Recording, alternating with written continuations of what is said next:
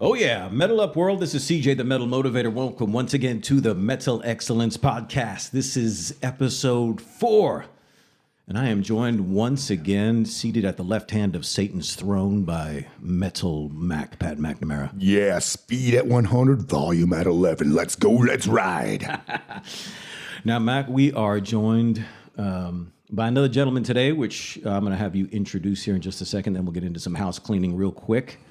But who is this dude to my right? The one and only Randall Sharpe, my partner. He's my partner. I know that sounds ambiguously gay, but yeah, we run a gym together. It's Randy's gym. He made me partners of it. So Randy's a badass. I'll let him explain in detail how badass he is, because I'll let him be hubris. Ooh, I like this. I like this. Those polysyllabic expressions that are just sometimes over my head, I think. Rock and roll. Well, we started Spartc, which is the Sports Performance and Recovery Training Center, about 3 years ago. Pat and I hooked up 2 years. We hooked up. Well, you see Ace, Gary here in our ambiguously gay duo. But my background is in the world of mixed martial arts, but also corrective exercise. So during the day, I may spend my time kind of between the two of early in the morning, I might be helping fix somebody with a bad back, bad shoulders, etc. And then in the afternoon, I might be unfixing that. Right. Is there anything more badass than that? Now for anybody who follows you, Mac, they're going to see a lot of tagging and whatnot from Spartc NC. Like, for instance, all of my my Instagram videos that of workout videos that are in a gym, if we want to call it that, are filmed there at Spartc. So Randy and I meshed as soon as I didn't even tell you this, right? When I met him, I was working out at a CrossFit gym, and I just got freaking so fed up with the gayness. So I needed a new place, and I met Randy briefly at the brewery, so I knew he was cool. Plus, I knew he was a metalhead. And you didn't meet him at a CrossFit gym. No, and I didn't meet him at a CrossFit gym. But I just started chatting with him about fight philosophy and workout philosophy, and we drank each other's Kool-Aid for about an hour. His was great. Yeah, and then so ever since then, was that 3 years ago? It was about 3 years ago. Yeah. But yeah, Randy's he's got an eclectic metal taste, probably more than me. Yeah. I would say, as far as, extremely eclectic. Anything from Metallica all the way to Slayer. It's the entire spectrum of music. Yeah, but you do the death metal too. You do, and the thrash. You're big into the thrash. Oh, big into thrash. Yeah. Love thrash. Absolutely love it. Yeah. Well, that's a funny thing about Max, since I've met you and getting to know everybody else who's following you, et cetera, on Instagram. Of course, Randall being one, Wes Whitlock being another. I never put two and two together that this community of people would be into metal. I'm just so used to dealing with metalheads proper. You know what I mean? Yeah. The type that lives in mom's basement and that kind of thing. But you forget. Like I told somebody the other day, I said, the kind of crowd I'm reaching is go to a Metallica concert at some major stadium and look at the cars in the parking lot, because that's not the cars in the parking lot from Metallica when they played, 35 years ago. You know what I mean? Quite a few, fewer BMWs and Range Rovers back then in '83. Exactly. So everything's changed, and so now all these guys who loved metal back in the day still love metal, and they're all grown up and got businesses and families and all this sort of stuff. So, and well, I guess what's really what this, what drew you and I together and doing this podcast is all about. Mac and I just want to put that attitude out there. Positive vibe. Now, when we had Win on, Win rocks, a couple episodes ago, Win also works out at Sparta. Correct. Right? Yep. And, Win and I have been together about 5 years. He was a precursor to Mac. Cheater. Yeah, so I'm the only one who doesn't work out at Sparta. That's because it's an hour and a half freaking drive. We've been trying to get you. And we got to make you partners. It's ambiguously gay, so there's some spooning involved there. Well, yeah, I was going to say, I was going to have you guys explain. Well, Randall and Mac, you guys have a level of intimacy that the average man just isn't comfortable with. So would you like to explain that? You're currently being flanked by the two of us, so I think we'll figure that out pretty quick. Whoa, my ass is hot. But anyway, yeah, man, Metalheads United. And so, this is all about the attitude. And, that was the thing that first got to me about you. I was like, okay, so here we go. Because I'm always trying to fire people up. I'll need some people that are generally happy or whatever, but I'm talking about attitude. You know what I mean? Yeah. Some crushing, conquering kind of attitude. Because that's what I'm trying to. In fact, I was driving up here, and I announced on my social media stuff that I was starting to put together my book, and the first one that'll be under the Metal Motivation banner, and I was trying to explain the concept to him, and I said it's not the material success thing.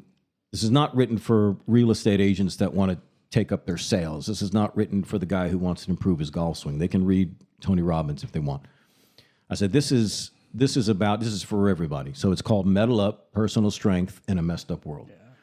Because that's kind of where this is what the target is all about. Because that's not what most motivational speakers are getting that message out there. They're not getting out to people that are just everyday. They're not looking for peak performance per se in that, I'm not saying don't suck. I mean, obviously you want to excel your life, but it's anybody who's tasted metal way back when, like we all have, they understand that the only reason why it sticks with them to this day is because it did have an effect on their attitude. Yeah, absolutely. Right? Absolutely. I mean, definitely would not be the person I am today without it. That's for sure.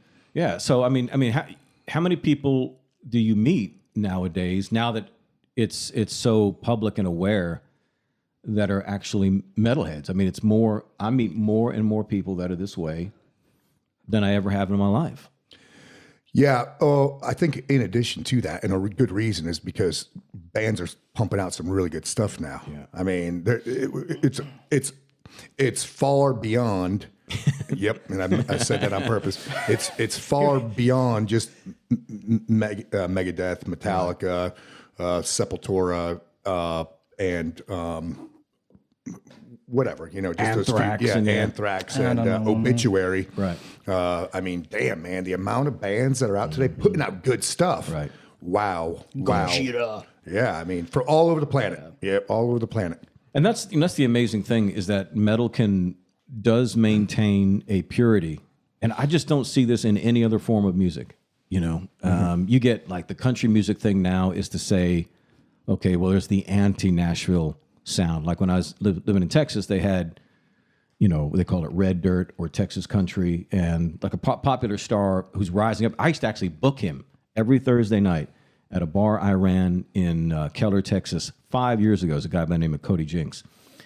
And Cody's burning it up, but he's the anti-Nashville guy, But he used to actually sing, he used to actually sing in a Metallica tribute band.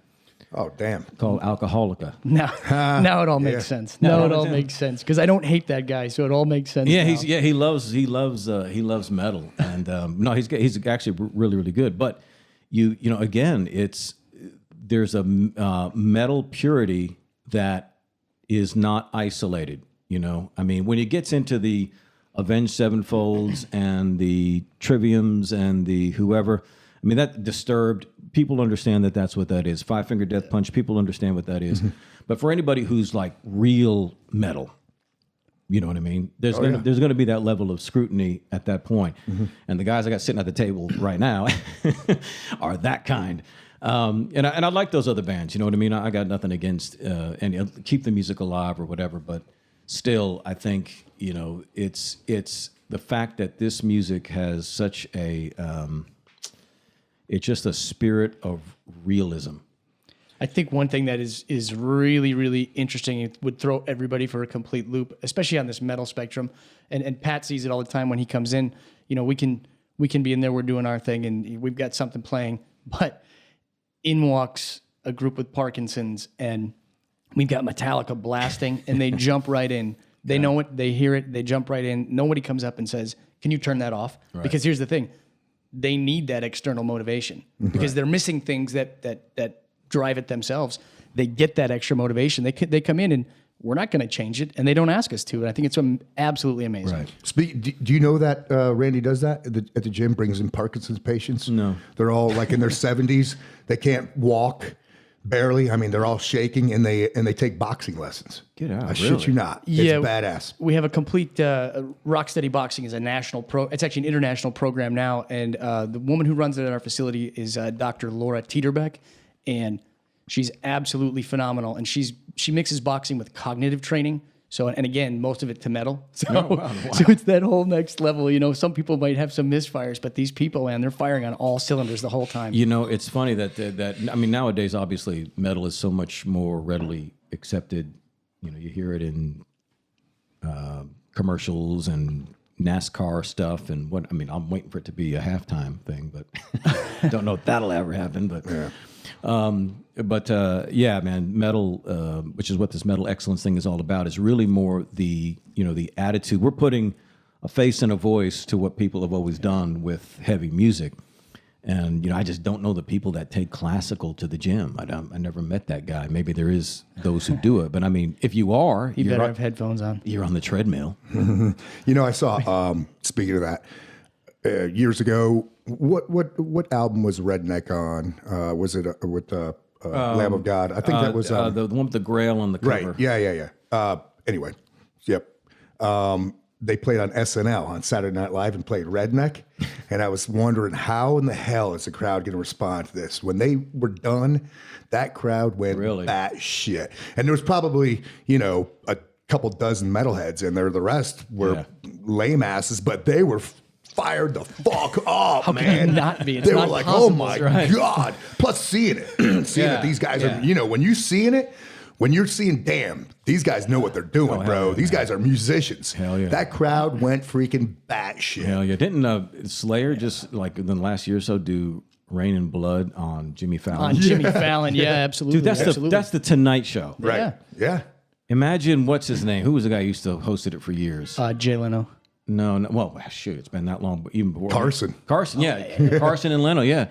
That something is. I mean, they played Raining Blood. I mean, they don't have anything poppier to play, but they played Raining. And that's an old tune. Mm-hmm. Yeah. Oh, it's their. What was the point of that, man? Dude, they wanted to kick everybody in the Jimmy. Just punch everybody right in the right in the face. Now, this is the last tour, man. It's also a great marketing. And guess what? I'm going to see him. That's right. Charlotte, June 14th, Charlotte. Lamb of God, Slayer. I'm going to be there. Oh, my God. My neck's going to be so sore the next day. It's the day we're going to spar. That's the day we're going to spar. Hey, you ready to spar? Randy, you already punched my mouth loose enough. Damn, man. But never under the influence of Night After Slayer. Let me do a little house cleaning here. First of all, let me just say that I keep making a mental note to say this, and I never do. But the opening riff that you hear on this podcast is by Metal Mike, our good friend who used to play with Rob Halford and Sebastian Bach and Testament and Pain Museum. And he's we're going to get him on this sometime and talk Polish stuff, because you can speak Polish, correct? No, but I just got my ancestry DNA back. Turns out I'm white. But I'm like the whitest one. I'm 60% Irish and 25% Polish. And then the rest is Scandinavian. I got some Scandinavian in me. What about you? You're going to be Irish to the core, or what? I feel right now like I'm being singled out. I feel like you guys are singling me out. And when Mac made the comment, whitest of the white, I mean, I know he was looking through my soul at that moment, but I've not done the Ancestry.com, but I mean, my family's... I'm pretty white. I was hoping for a surprise. I was hoping for, something, man. Just a speck of something that was unique and tropical, or I've been trying to convince him that he's like 5% Arab, but he just doesn't buy it. He doesn't buy it. I tell him every day, and he doesn't buy it. I mean, how else does he get that tan? I don't get it. Yeah, but I got mine back, and I was 20% tan. Mine actually came back and just said, "Stay inside at night, please." That's right. Mine came back with a coupon for sunblock. But anyway, doing some house cleaning here. First, some contact information. But again, Metal Mike is the one who does the opening tracks and the closing tracks, actually. So check out metalmike.net for that. And contact information, I want to say at the outset, in case people don't listen at the end, Mac, tell everybody how they can follow you. Instagram, I guess, and website would be the best. Yeah, so on Instagram, I am at TMACSINC. That's TMACSINC. TMACSINC. And that's my my company name, too. So that's TMACSINC.com. And I also have combat strength training, both on Instagram and on website. Great. Combat strength training. Randall, want to drop your handles here? Yeah, Instagram is at Spartc NC, which is Sports Performance and Recovery Training Center, North Carolina. And you should probably follow my personal page because my kids are cool and my wife's hot. So that's at Sharpe Randall. Wow. Awesome. And of course, you want to follow me at Metal Motivator and then metalmotivation.com. Daily screams for living aggressively. So also with you, Mac, you've got stuff to sell. I know we've got the Sentinel book here, which those who are watching on video can see. Those who have not seen the video, I'm holding the Sentinel book, Become the Agent in Charge of Your Own Protection Detail. Now, this book is so important, and the idea is so important that we're including a segment, which we'll get to here in just a few minutes, in this particular, in each and every podcast. So, but people can get this book where? They could either get it on my Square store off of my website, and when you buy it there, I will sign it and personalize it. Wow. Or any one of the, the big booksellers, Amazon, Barnes and Noble, all those things. You can get it on there. Mine says to a great partner. Wink. But anyway, so that's enough of that stuff. Now, Mac, what's the latest update? What's going on in your world? Well, in line with Sentinel book, just finished making a Sentinel DVD through Paneo Productions. So I've got 2 shooting DVDs with them, Paneo. Now, it's my understanding that there was a Metal Motivation shirt in that. Oh, absolutely. Psh, you freaking kidding me? I was like, look at that, dude. I only wear shit that's cool. Yep. So I just finished the Sentinel DVD, and I haven't seen it yet, but it should be freaking badass. So what you get in that DVD is kind of a miniaturized version of the 2-day course, the personal course. In the personal course, it's a shooting program that revolves around a leadership program that adheres to the fundamentals. It incorporates individual complex battle drills that are ambiguous in nature to encourage quick thinking, decisive action. Wow. And I also follow a training methodology that is through coaching. I demonstrate a method of training that is safe, efficient, effective. It's combat relevant. And it encourages a continuous thought process and demands accountability. Want some more coffee? Yeah. And then, so along with the shooting program in the DVD, there's 4 mini blocks. There's a mini block on fighting, like street fight philosophy. There's a mini block on home invasion. There's a mini block on vehicle preparedness and a mini block on combat strength training.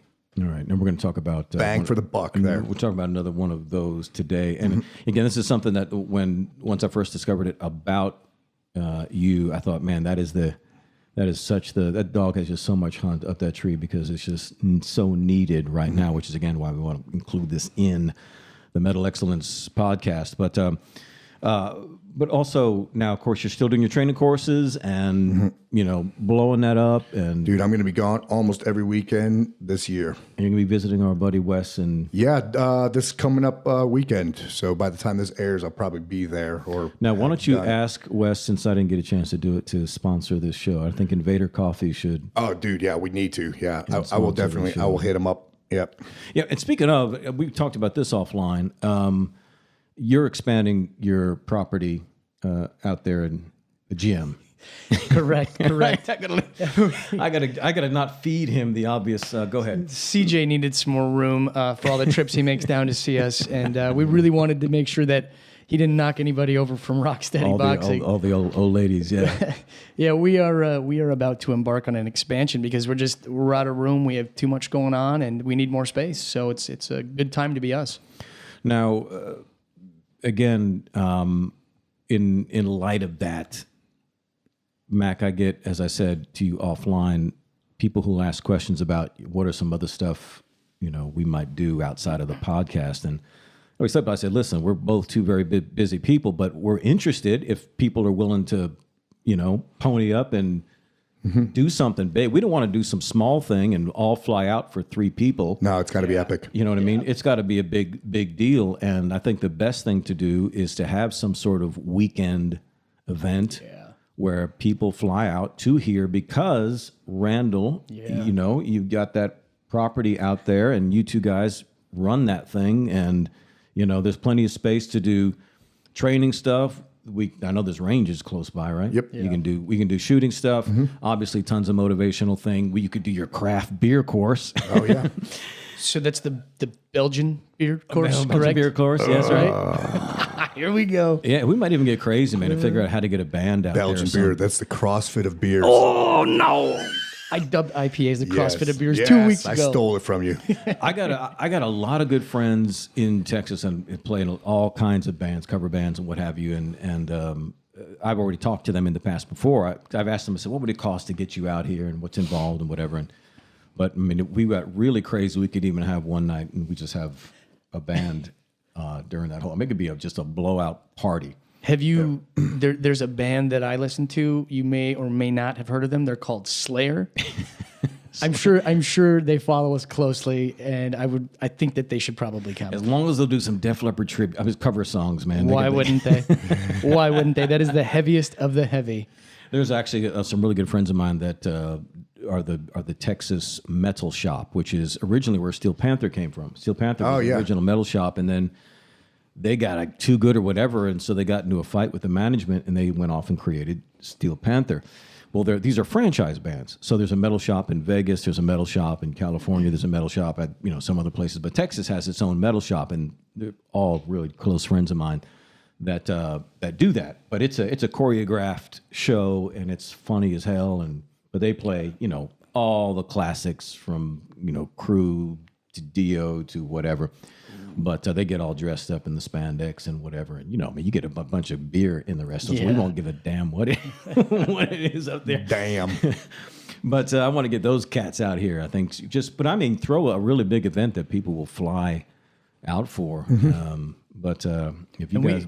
We have an amazing crew of people. I mean, that's the big thing is we literally have put together the best of the best. I mean, they're already there. Hey, I wanted to see them 80-year-old Parkinson chicks hauling some amps, man. Yeah. Because I'm like, because I know y'all can. That's I right. know y'all can. Yes, they can. And don't hit anybody. Don't beat up the band. Parkinson ladies, don't beat up the band. So anyway, let's talk more about that. But again, going back to the whole attitude thing, the world has been nutty. I think we all understand that.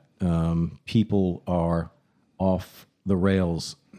People and apparently Amtrak are off the rails. Damn. As of late. Too soon. We just had the State of the Union speech, and when I was listening to this, it dawned on me because I have some of Trump's books on my shelf, and it just suddenly dawned on me, he's a motivational speaker. In other words, you have a president that's a motivational speaker. Yeah, man. When he stays on script, he freaking rocks. Yeah. And but you could see just the after effect of just how there is this tremendous disparity amongst people, and people literally have become political animals. Yeah. It's to the point of ugly right now. I mean, I can't even have a meaningful dialogue about politics anymore. Yeah. And I'm pretty careful because I know that it's a slippery slope. Oh, yeah. And there's a fine line, when you're talking politics. So I'm pretty careful, even with my wife, because we don't see eye to eye. She doesn't drink my Kool-Aid. I don't drink hers. Right. And she was brought up differently than I was. Most people nowadays, when it comes to politics, are hell bent on seeing the negative. Right. They're hell bent on seeing it, and now too, dialogue or discourse outweighs action. Right. Yeah. There's no doubt about that. I see it, and I watch several news channels too. Right. You know, some are optimistic and some are bleak. Right. And damn, man. So I'm pretty careful. I used to love talking politics because it's fun. You know, people say, hey, when you come over, don't talk politics or religion. I'm like, damn, he just took the two funnest things away from me. I mean, It's one and the same now. that's what I want to talk about, man. That's the good shit right there. Politics and religion. Exactly. Come on. Yeah, you know, it's funny. People that- are so butthurt, you know, nowadays. Yeah, they are. Protestants and Catholics. It's Dude, that was Democrats and my- Republicans. That was my household growing up. Yeah. One parent Protestant, one parent Catholic. Oh, really? Yeah, man. There was a lot of strife there. Dude, Damn. that's two different worlds. Yeah. Man. There's way. I an Irish Catholic, English Protestant. Oh, no kidding. Okay, so but Anglican then. Yeah, yeah. Okay, so there's some. They both have robes. Right. Right. Yeah, both have robes and drink wine, so that's good. Yeah. all good. That was the common ground. That's why it lasted. But Something about the boys thing, though. That just didn't fly right. But you know, again, thinking about just the tremendous disparity, it all came home to me just how much everything has changed. And so even like, for example, when I'm doing, you know, metal motivation, and I see all these metalheads arguing, I thought to myself, I said, you know, whatever happened to the days when we were against the man? You know, when did we become political animals? It used to be, you know, the TV shows back then was like Dukes of Hazzard, running from the cops. Yeah. Every movie was about running from the cops. You know what I mean? Smoking the Man, it was about running from the cops. When you sang songs, it was, you know, like Wasp would sing School Days, Burn the School Down, and School's Out for Summer and all this. When did everybody get so statist all of a sudden, man? Hey, man, I'm against Trump, or hey, man, I'm for Bernie, feel the burn. It's like, dude, you have to turn your phone off. Protocol. I thought I did. Metal Excellence Protocol. As Mac knows, I'm technologically unsound. But you know what I mean? It was back in the day, dude. It was about rebellion. Yeah. You know what I mean? Individualism.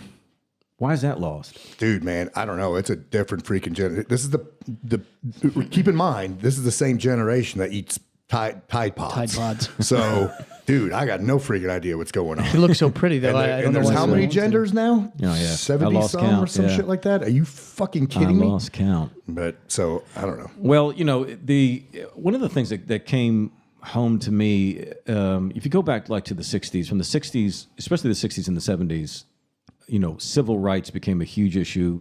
First of all, with the African American community, or I'm supposed to say black community now. I don't know. It took Now 20, you don't know. It took You have 20 no years idea. to get us to say African American because you couldn't say black anymore. And now it's Black Lives Matters. Yeah.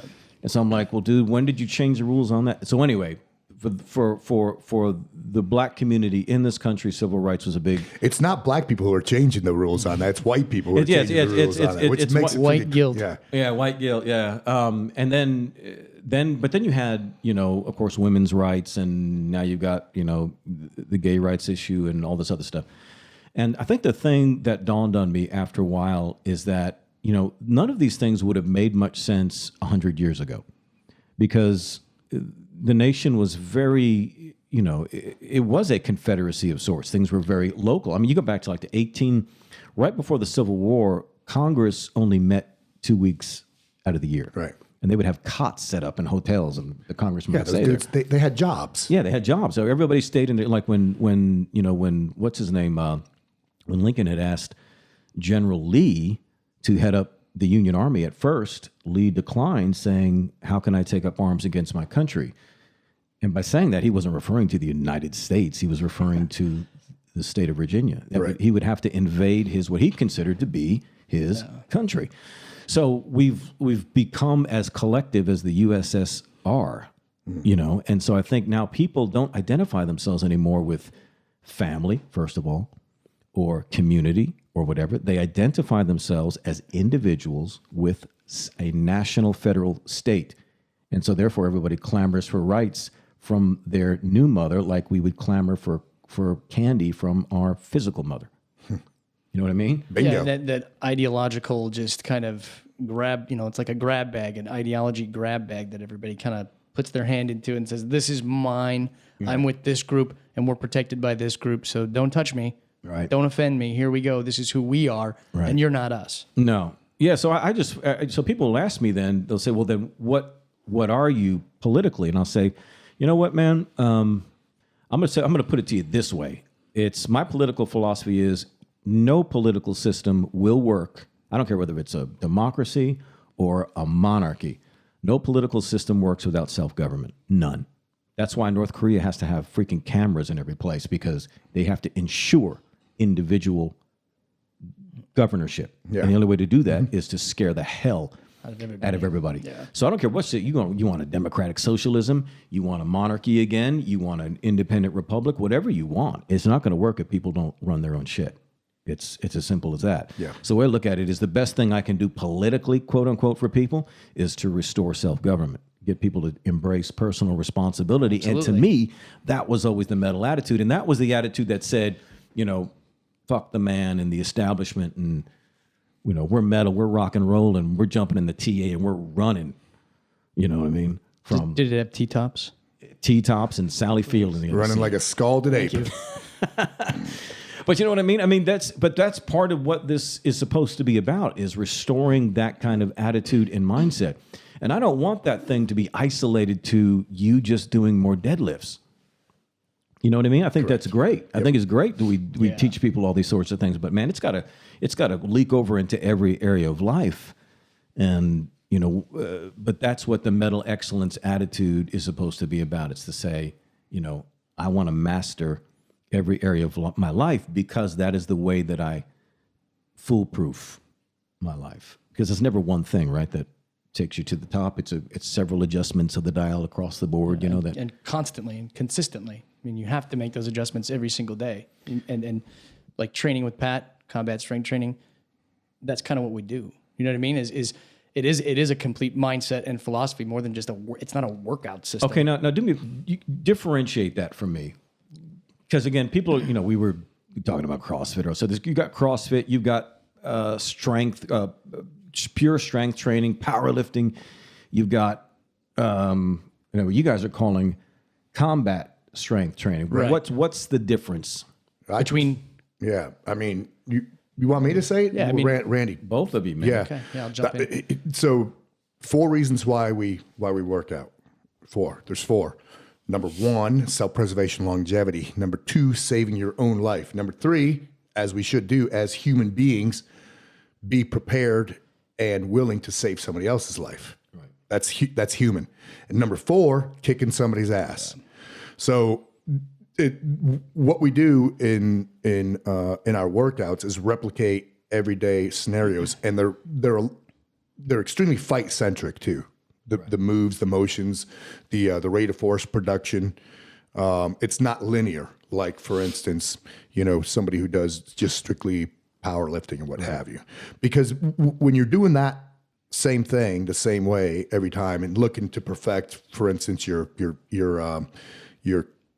clean and jerk or your snatch, you fall into a rut of complacent adaptation where your body adjusts to it. And if you're not getting better, you're getting worse. So you're doing the same thing over and over and over. By mixing it up, you are getting out of that rut of complacent adaptation, and you are encouraging growth within your combat chassis, within every moving part of that combat chassis. Additionally, it's good for the brain. It's good brain food when you change shit up. You're exercising your creative side of your brain, and it's strong body, strong mind. Right. If you the more you mix it up, because once again, number 1, self-preservation, longevity. We want to think stronger, longer, right? Strong for the long haul. Mobility is survivability. Right. So to me, it's very, very important to constantly change shit up, and try to replicate safely, because safety is huge. Safely replicate everyday scenarios or movements, whether it's a life-saving movement or an ass-kicking movement. Right. And we can, which both people are going to face both, right? Absolutely. And we really, it's pretty easy to replicate daily consistent movements. Just, we add whatever the object happens to be, whether it's a sandbag or a weight or whatever it happens to be, body weight. It's pretty easy to do that because literally you just think in the spectrum of, okay, and we can break it down to real simplistic terms. Like in my world, in the corrective world, a 75-year-old woman who needs to pick her groceries up and put them on the counter. Right. How's she do that? Okay, this is how she does it. We can go through the movement. Now, we can replicate that. We add weight. But again, they're not getting those types of, I don't want to say occupational or like life skills basically at CrossFit and traditional strength training gyms, because again, they're just working in that sagittal or frontal plane and that's it. So combat strength training is great because we work the transverse plane more than anybody on this planet. There is nobody else on this planet that does what we do. And every day you rotate, right? Transverse plane. Everything I do incorporates that, and especially in the fighting stuff. I'm doing a lot of it fucking today, bro. Yeah. And you know, Heads on a swivel. Hell yeah. I'm stuck over here in the corner looking at Pat the whole time. Yay. It's Transylvania. I can't see you winking at me, though, through the shades. Well, that's why I put him on. But I know you're doing That's it. right. But, you know, and I think it's that added thing. When we, when I say we, I mean Pat. But when Pat added the fighting component, and again, we train wrestling, Brazilian Jiu-Jitsu, kickboxing, boxing, Thai boxing, and put everything together. And most people are not training it to step into the ring, but you're training it for yourself, for your family. Some guys I talk to say, oh, for my community, and I get that. But the reality of it is, if any of us are ever going to get in a physical confrontation, it's probably going to involve some shoving, a fist, whatever it happens to be. Very few of us will ever face a situation where we're going to draw on somebody. So having the ability to separate, escape, or fight, I mean, that's everything. Yeah. Well, and that's, it's one of the things I've gone to appreciate about the both of you guys working together doing this. And of course, Mac, more on a personal level, just because we've talked about it so much. It's funny. I'll see the comments sometimes that people will make on one of your posts, and everybody wants to stroke Mac. And he, of course, you're dealing with somebody who has zero ego over here. He's got attitude, but he doesn't have ego. There's a difference. Chutzpah. Right? Moxie. There's a big freaking difference. This dude has never bragged to me about anything. But people talk, they have these misconceptions about what he does and what have you. But the one thing I appreciate about it is that everything that he does and talks about has that very common sense realism. It's very inclusive as far as the future and taking care of your present. And it's just all very, again, that's kind of that Sentinel thing of just, always being watchful and taking all these things into consideration. And, again, this community of trainers and military and all that, there's a lot of lingo that's getting overused. The warrior thing, and you're a warrior and a warrior. Well, yeah, okay, Spartan. Whatever. I mean, you got to go home and take care. How old are your kids? My daughter's 11 months and my son is 3. Yeah, you're going to throw either one of them like a javelin. I mean, it's like, No, I do all the time. Yeah, Sloan fly. I mean, most of us do not encounter situations where you are the modern day warrior. No, dude, it's keep things in balance. It's about building stronger people. It's about governorship. It's about rulership. It's about preserving this world. Because think about it. I mean, future generations will be determined by whether or not we drop the ball.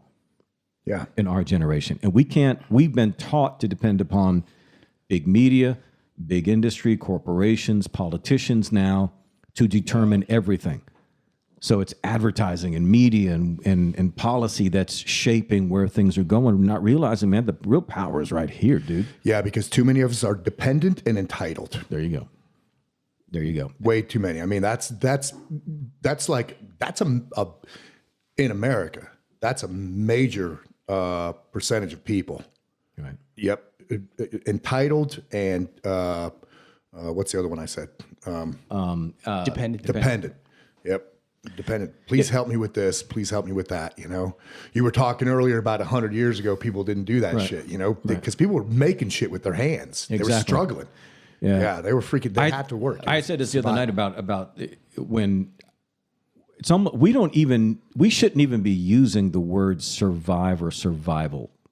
ourselves Yeah. because we're not facing. I've had people say, I survived my trip to the grocery store today. I barely made it. Survive is lame, man. It's mediocre. Surviving, Yeah, anybody exactly, could do yeah, that. yeah. I could sit in the closet and have my wife survive. freaking pass sandwiches to me under the door for years, survive. and I could survive. That's called prison camp I would training. rather Don't poo-poo that. I would rather call it survival. yes, yeah, exactly. Yeah.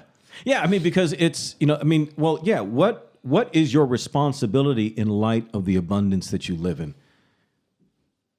It's certainly not survive. It damn well better be thrive and make sure that everybody else is thriving too. I mean, survival to me sounds like exist. Yeah, I mean, again, anybody could do that. Yeah, it's like, and I'll ask people, so how you doing? They're like, oh, just trying to survive, man. Really?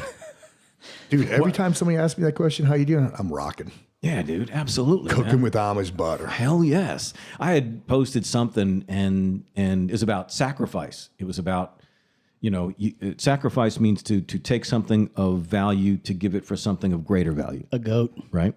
A goat. Exactly. So you are, you're throwing things on the altar. Your life is about that. And so I go to, it's a metal approach to it. It's all detailed. Everybody, 99% of the people are like, dude, that's badass, blah, blah, blah. And then one dude, there's always one dude who says, well, what if you don't value anything? Oh, God. And I'm trying to imagine the dude. It's like, okay, first of all, I know you're on a smartphone. Mm-hmm. I know you're on Facebook. So you're not doing your job, you're not paying attention to your family, you're not, building something or whatever, and you don't value anything. Is it really that bad? Yeah. I mean, so this is, to me, these are just mental shackles. They're plastic chains that bind people's minds. You know what I mean? And so I just look at metal motivation like what you guys do is just freaking hack into Releasing my pet monster from the plastic chains. Yeah, no, we change lives. Yeah, absolutely. Over in a place like a gym, bro. We change lives. We inspire, we motivate, and more than that, we fire people the fuck up. Yeah, absolutely. Make them better Absolutely. them. Make them understand that, hey, if you cloned yourself yesterday, can you kick your clone's ass tomorrow? Right. We're all born differently. We all perform differently, and performance is measured by doing what we can with what we have. So we're gonna make you the best you. Don't try to compare yourself with me or with Randy or with your because there's no neighbor. comparison, dude. You kidding me? Look at this tan. Look at that thing. 10% tan. Yeah, dude, that's easy. 5% tan, dude. No, 5%. Bro. 5%, bro. No, you know what I like to think of it as? I like to think of it as Pat likes to use the term drinking the Kool-Aid, right? And we don't want to drink other people's Kool-Aid. But what I actually try to do, I think, is get people to drink their own Kool-Aid. I might have to lead them to their Kool-Aid, but the fact is, because I see it constantly, because I mean, I'm in the facility all day long, every day, working with usually broken people, and sometimes broken is not physical, of course, it's mental. It's always going to be mental, but it's that thing of just kind of steering them to a point where they can kind of look within and say, okay, yes, I can actually do this. Right. This pain cycle that I'm trapped in is in my head. So here, we're going to do these few things. Now I can do it. Now I can move forward. And people thank me and all that kind of stuff. But the reality of it is, I'm just trying to help them get to themselves. Right. Once I do that, they're free to move forward and do what they need to do. They don't need me anymore. All right. It's cool too when Randy fixes a lot of older people, and he's got some they're not old, 60, 70-year-old women who are, they're pretty fit. He just fixes them. Runs them through a workout, and in the background he's got like Mastodon, Soulfly playing, but it's low, it's low. So now it's like subliminal manipulation. Setting the tone. Yeah. Yeah. They will. Yeah. I mean, you can't, I mean, if you hear, outside of the screaming vocals, if you just hear the riffs, yep. What's not to like? I mean, anybody's going to. Oh, yeah. There's going to be the old Parkinson heads. Is it Parkinson's or is he headbanging? Yeah, right. Now, okay, so you guys are doing this locally, but you're obviously both on social media. What do you feel like is your responsibility to the world? Well, it's funny because I'm trying to coin your phrase, and I forget how you say it. How do you motivate a motivator? Yeah, tell him how much he motivates you. Yeah. So I'm getting that a lot. Right. So, my responsibility is to myself, and to my family initially, but I have a responsibility because I'm motivating all these people to continue doing what I am doing. Right. So I am driven by these folks. Right. I mean, I am extremely fortunate and blessed that I have that opportunity to do that, and that, you know, for whatever reason, they're following me. Yeah. But yeah, I'm going to keep freaking rocking, man, because I'm firing people up. How about you, man? Same thing. I mean, it's the exact same thing. When Pat told me I had to be on social media because I was not showing the world what it is we actually do. Because you were not showing the world your shorts? Yeah. Hey. Fight tights are acceptable in some places, and they were acceptable those days. I was like, TMI, bro. Hashtag TMI. Not enough. Grape smugglers. Banana hammock. Well, I would have chosen a larger fruit. Yeah, like a fig, yeah. but If you'd have shown a video with you in those shorts and then said to me, for more information, click. I'm like, no. Come on, I wore an Aleister Crowley T-shirt in that one. A Crowley T-shirt in fight shorts. Come on, that's pretty hot. That's pretty hot. No more tours. Did you hear that? I'm sorry. Ozzy announced no more tours. Oh, I think is he calling it the No More Tour? That's what that means. He's going to call it no more tours. That's a shame. But I mean, that's what it seemed from the headline. I think he's a hologram now. Anyways, I don't think he's real anymore. I think those are all recordings from 1987 when he was coked out of his mind, and now they're just playing him. They're Dio, like, this is great. I don't know if you've ever seen Dio Disciples. It's a great show, especially when what's his name was singing. The guy the Rockstar movie's based on. Oh shoot, I could have told you his name. You know what I'm talking about? Tim? Is it Tim? Anyway, but. I thought that was based on Priest. Oh yeah. I'm sorry. Yeah, but it's but the rock star, but he was the one who. Oh, Ripper Owens. Ripper Owens. Yeah. Yeah. So, but anyway, you know, I saw him deal with Dio Disciples, but apparently now they do it with hologram with Dio. That's got to be. Yeah. I talked to my wife about that. So I'm not into it. Yeah. I'm not into it, man. Yep. I think if we wait long enough, it probably won't be that long. I'm gonna guess maybe a couple weeks still. Dio's just going to come back anyways, so it won't really matter. We don't need a hologram because... I mean, is it Dio coming out talking to like R2-D2? Help us, Obi-Wan. You're the only one who can... He's going to guide us. He's going to come out because Mac knows I love my daily dose of Dio. Oh, yeah. He knows that. The only way I'd see that if Geezer Butler and Tony Iommi were up there playing next to the hologram. Yeah. You know, but nah, it doesn't do it for me. I'm not into it. Yeah, no hey, another note. I got another metal note here. Please. I'm sorry. My wonderful bride bought me a birthday present. I got a birthday next month. Mm-hmm. St. Patrick's Day, Priest, New York. Wow. Yeah. Whoa. Now, is this the St. Patrick or this St. Patrick? No, St. Patty's Day. I wasn't confused. Priest. Dude, I'm excited. I think it's Saxon is with them. I think so too. Yeah. That's going to be badass, dude. Holy I love Saxon. I'm gonna. It's funny. We're both doing the same thing for our birthday. I'll be going like, I guess a week or two later in Connecticut at the casino to see that same show for my birthday at the Foxwoods. Awesome. Yeah, something like that. Yeah, one of those. Yeah. And now I just had a birthday, and not to one up you guys because I just had Happy it. birthday. Right. Yes, thank you. Thank you. I can't believe nobody said it to me. That's so cool. I got to wipe 11-month-old baby's backside. It was pretty exciting. Wow. I helped my 3-year-old son use the potty. And I saw. And some then Mac footage took of me out that night. Damn straight. And, we got crazy hammered, and it was amazing. And I texted him at midnight because they were playing Dio, and it was freaking phenomenal. I was sleeping. He didn't respond. That's true. Yeah. Well, anyway, the new album is coming out, man. Firepower. Yeah, I heard the second song is pretty good too, man. All right, on. I didn't hear the second song yet. Yeah. So yeah, a lot of stuff is coming to an end as far as that goes, but a Priest seems to be still knocking it out. They got a new young guitar player. Yeah. And he's freaking rocking, man. He could be like KK's son. Yeah. What he looks like, man. He's a good looking dude. Yeah. Yeah, good guitar player too, Yep. and hell, man. I mean, it's just amazing. I mean, because I know, dude, we always talk about it. The '90s, you know, bands like that couldn't scrape. I remember, dude, and I'm not freaking kidding you. In North Carolina, back in like '97 or something, there was one of the first super Walmarts for North Carolina was built in Raleigh, and they had they were going to have a huge grand opening, and guess who they were going to have play the band that was going to play? Def Leppard. Oh, yeah. Def Leppard, Yeah. dude. That's how you want proof of what you've been talking about the 90s. Right. If Def Leppard is playing the opening of a Walmart in the 1990s, you know it sucks. Yep. It was a big Walmart though. It was a big ass Walmart, like Texas Stadium size. Texas Walmart, but that's how bad it was. And so I know these guys have got to be loving the fact that that they can play big shows now, and and it's all the old guys. It's all Metallica just did their massive tour. That thing was huge. Yeah, ginormous. It's of course Iron Maiden can just do whatever Iron Maiden wants. They could play a show tomorrow in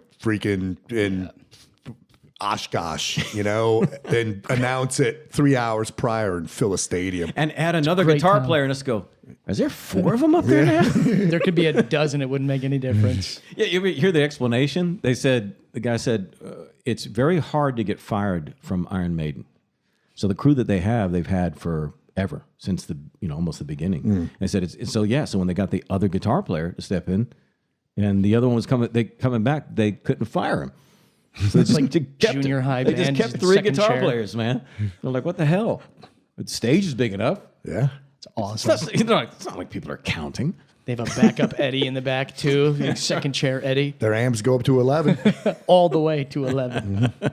What were we talking about? I was asking about the difference between these different forms of training. And what I want to differentiate is the redheaded stepchild, no offense to the man on my right, the redheaded stepchild of CrossFit. Now, I never did anything remotely close to CrossFit. When did this come out? Early 2000s. That's when I saw it. Yeah, in the 90s. CrossFit came out in the 90s. Now, what were you guys doing in the unit? Well, I was doing similar stuff. I was doing circuit training. Okay. Yep. So I was doing similar stuff. I was mixing up. Is that what it was called before? Yeah. Circuit training. Okay. Yep. But we were mixing it up. I mean, we were doing Olympic stuff. We were doing, of course, dumbass old school bodybuilding crap because that's all people knew. We were doing a lot of obstacle course type stuff, a lot of running with your full kit on and with protective mask, a lot of swimming, a lot of water work, building, climbing.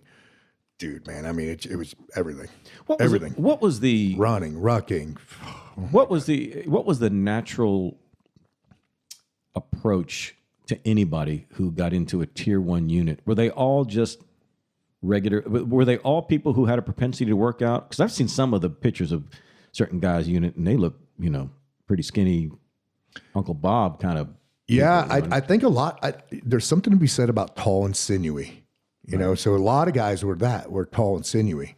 They're 6 foot, 180 pounds. Yeah, I mean, there's a lot you can do with that framework.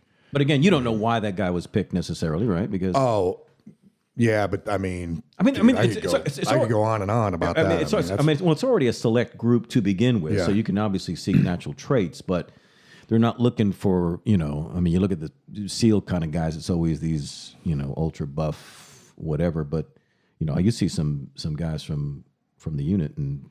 Yeah, make no mistake about it. Guys there were cyborgs. I mean, it was a struggle just to stay mediocre, just to stay average. It was a struggle because guys were freaking absolute cyborgs. Okay, man. The shit that they could do with their bodies, and their minds. Don't give me names or anything, but tell me an example of a guy who you were like, damn.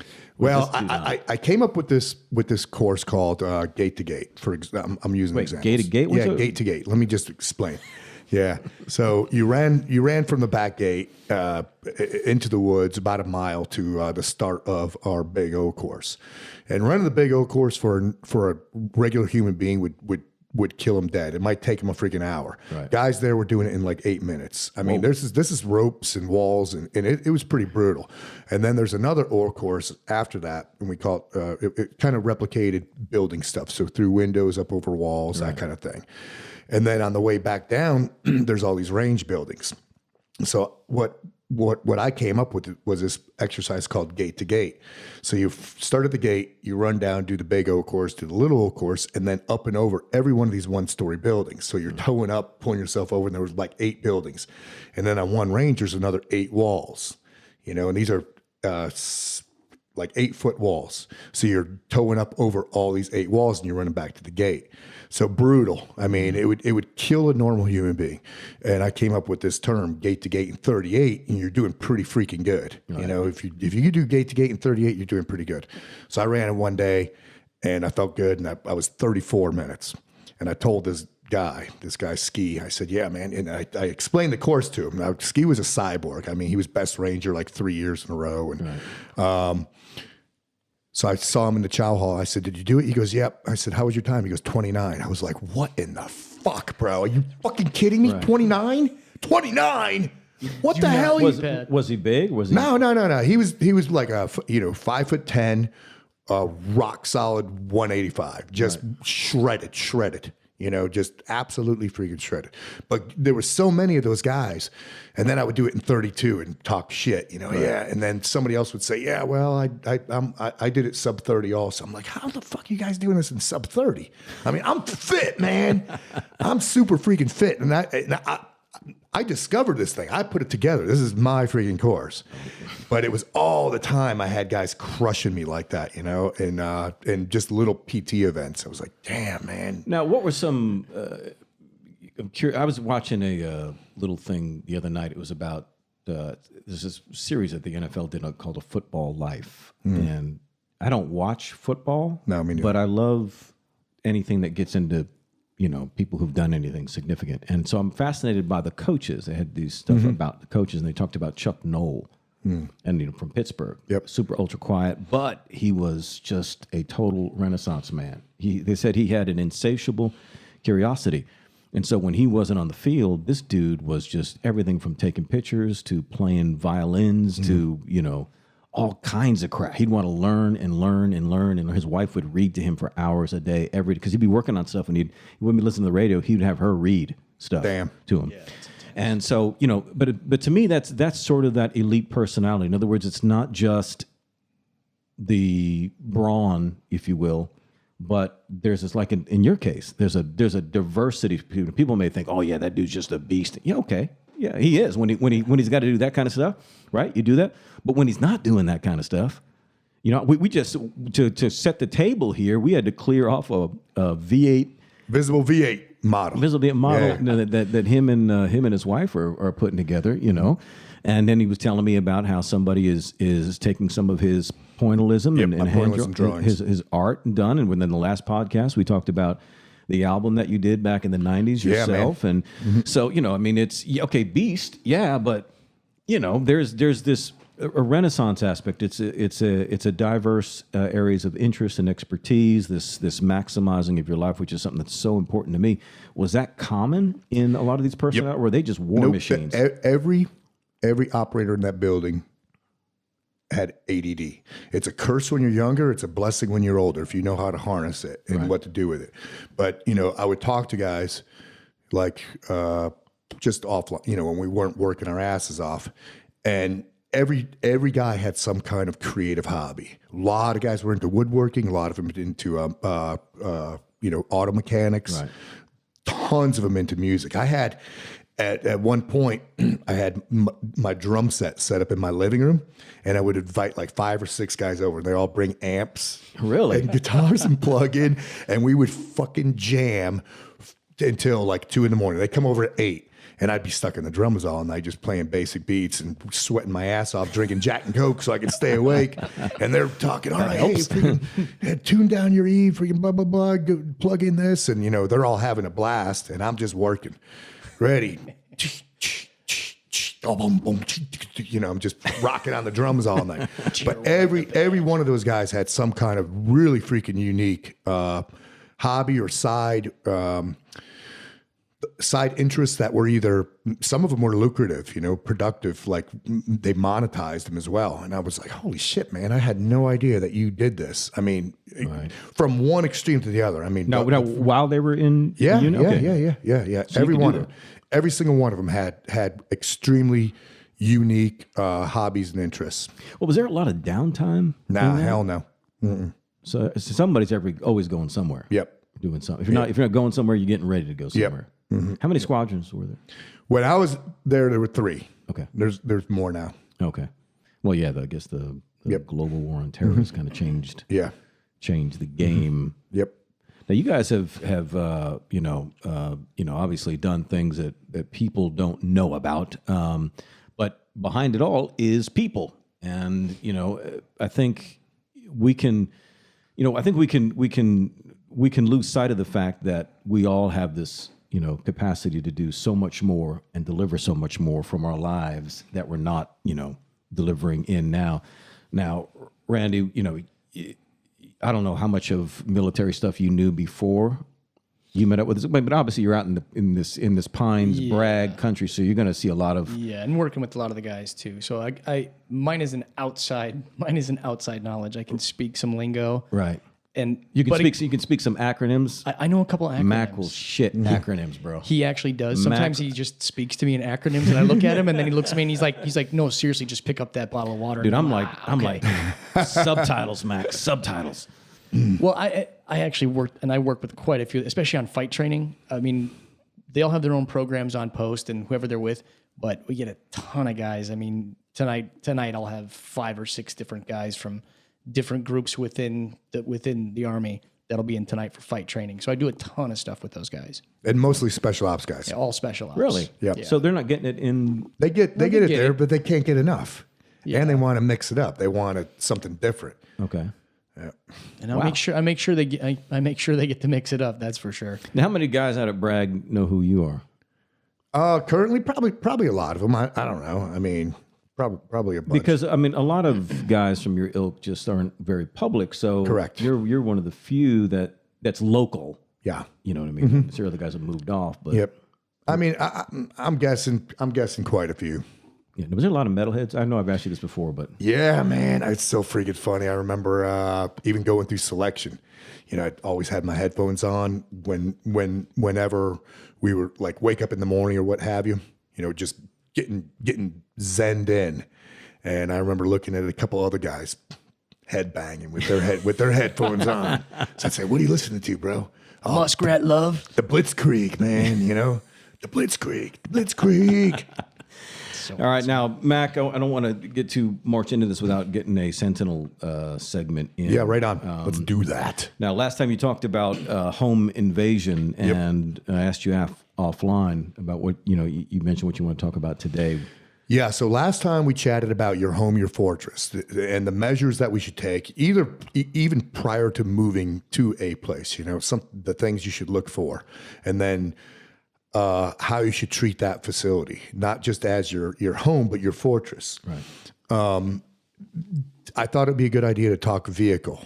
Right. So your personal vehicle. So keep in mind, we're talking about Sentinel-esque here. You are the agent in charge of your own executive protection detail. So your daily car is your mobile command center. Right. That's especially if you have a family. If you're driving around your wife or your wife and kids, your job when you are driving is to fucking drive. It's not to be on the phone. It's not to be jaw jacking. It's to fucking drive, because that car now becomes not only your mobile command center, but it's your limo. Right. Whether it's, a Honda Civic or a Suburban, it's your limo. Right. So not only is it the limo, but it is your lead car and your follow car, so you're talking motorcade and executive protection detail. So you got to think of it like that. So number one, it's serviced. It's ready to go at a moment's notice. You don't wait until you have a dead battery to get your battery changed. You don't wait till your tires are bald before you get, because man, driving with bald tires on a rainy road, I don't know if anybody's done that, but I've done it on purpose, in training, and it is brutal. Additionally, so not only is it serviced, but you got to think, this is my mobile command center. It is my ability to get out of Dodge or to go to a hospital or whatever it is. Right. So it's never in the driveway parked where the gas gauge reads below 3/4 of a tank. Your car should be ready to go. I also think it's important to carry certain items in it. You don't have to go as far as what I carry in mine, because my shit, dude, I'm ready for it. But I will talk about what I got in mine. Now, at a minimum, you should have a couple things. I think a go bag is a really good idea. So think of a go bag, your go bag, like a day and a half pack. So this is small. It's not a huge freaking gigantic backpack. It's a small backpack. in that backpack, what you're packing is, in the event you become Batman. All right, so you have the opportunity to be Batman. So, for instance, old lady drove off of a cliff. You know, she's out down a cliff in the woods. Right. Nobody's on that road. Nobody's coming or going. Old man with Alzheimer's lost in the woods.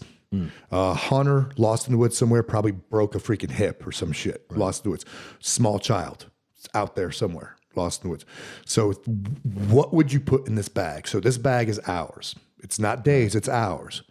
So think about it. It's a good quiz to give somebody. I have mine. And if I said it right here, and if I gave you guys that quiz, I guarantee you would say what should be in there, and I would pull out every one of those items. Right. So you want to do a little Q&A real quick? What's in that bag? It's hours, not days. Start.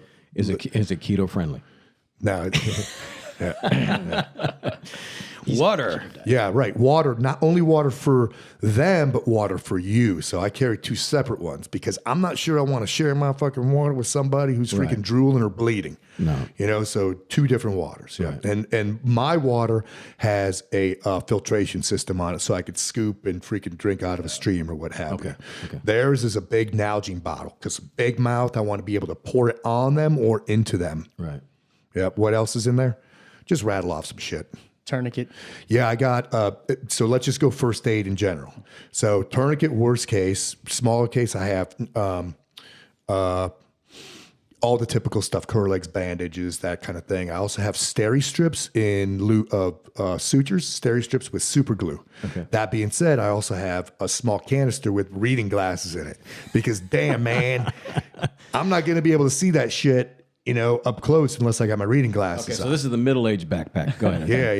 Yeah. Well, the thing is, first aid is important. And not only that tourniquet, but you got to know how to use it because it's only as good as how you can not just deploy it, but employ it, right? So, so we got water, first aid. What else? Rope. I have tubular nylon and suspension cord. So 100 feet of suspension cord and it's daisy chain. So that way I could take that ball of mess out and unravel it and it's not going to tie into knots. Yep. What else is in there? But you see where I'm going with this, those who are listening. No, but there be any kind of food? Yeah, I got some lickies and chewies. They're like power bars. Okay. Yep. Just quick sustenance, quick freaking energy, that kind of thing. Because once again, this is hours, not days. Right. Yep. So why hours and not days? Well, because days, I mean, I only have so much room in my trunk. Right. This is for, you know, you're just Batman. You're Batman for a couple hours. You know, I mean, you could contingency plan out the fucking ass and carry a giant backpack and have the ability to build a log cabin too. But dude, man, I want my contingency planning to only go so far. You know what I'm saying? I mean, because people will come up with some crazy shit. Don't ask us for that list for that. Yeah. I mean, architectural plans. You only architectural because your trunk is you got other stuff in there. Right. Yeah. But so, I mean, we could go on, you know, I've got the ability to make fire, right? Okay. So you got fire in there. I got fire starter, all that stuff. People will always forget because sunblock. I don't have sunblock, but I have bug spray. Okay. Because once again, hours, not days. And I thought about sunblock, but I got that bug spray, you know, because here, North Carolina-ish, man, I don't want to get tore the fuck up out there. But I got some just 100% DEET, you know, that kind of thing. Absolutely. Jungle juice is what I got. So what if it was me? Yeah.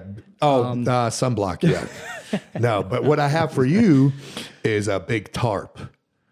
So I have that tarp in there. So waterproofing, you know. So the tarp is multi-use. Randall tarp. Yeah.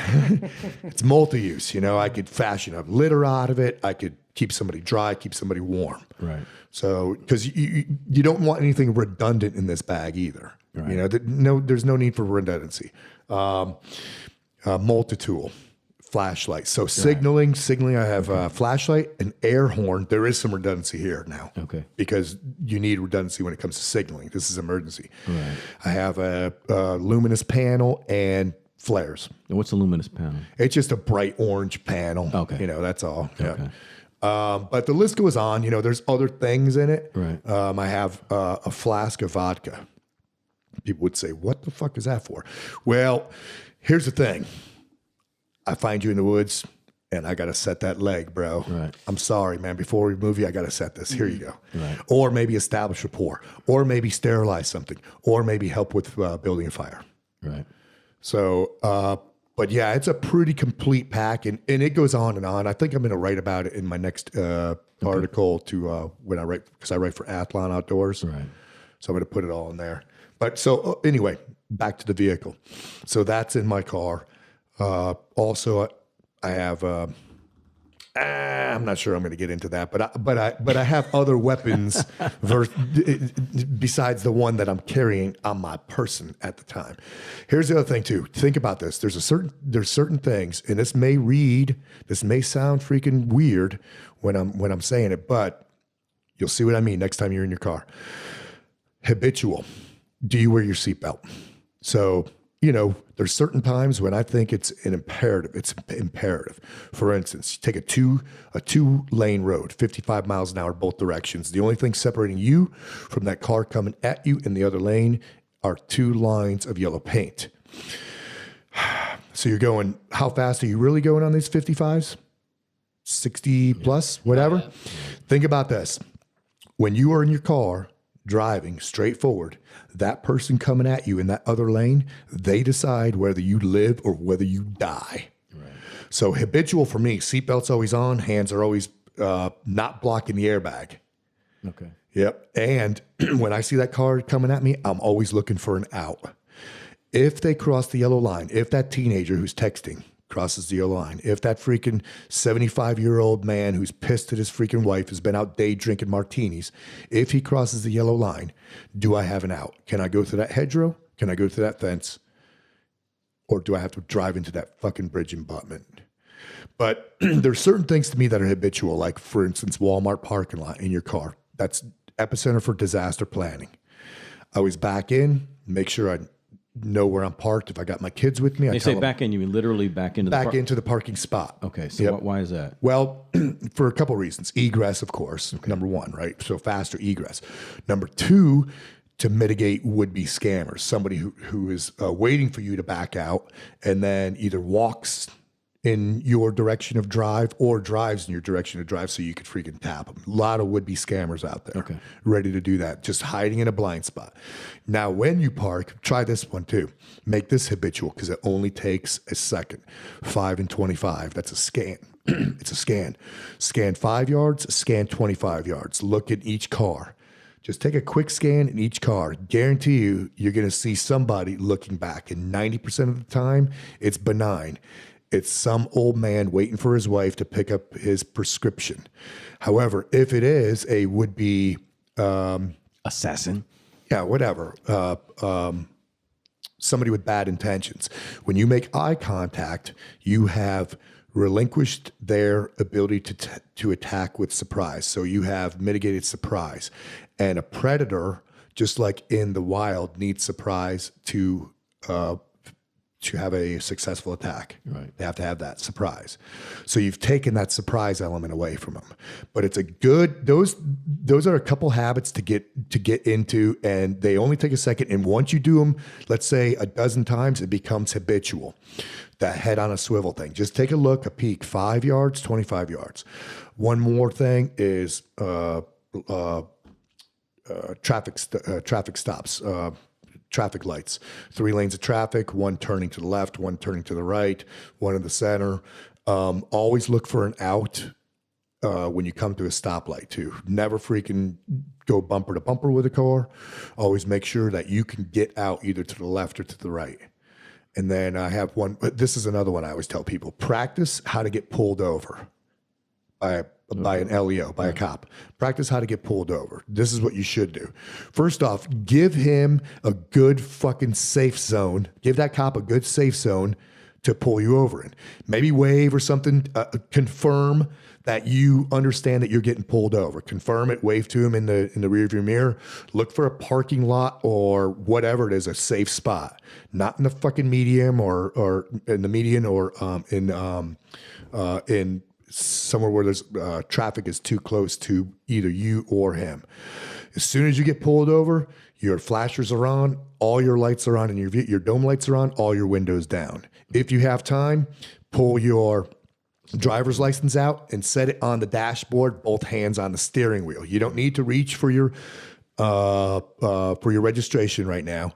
Hands are on the steering wheel. And then when he comes up, say, hey, here's my license. My registration is in my glove compartment. I'm going to reach for it. Additionally, if you are a CCW, pull your CCW out too, put it on the dashboard with your driver's license and announce to him, hey, I have my driver's license here and I have a CCW. You don't have to say, I have a gun. Right. Just say I have a CCW, because he's going to ask, are you carrying? Yes, I am.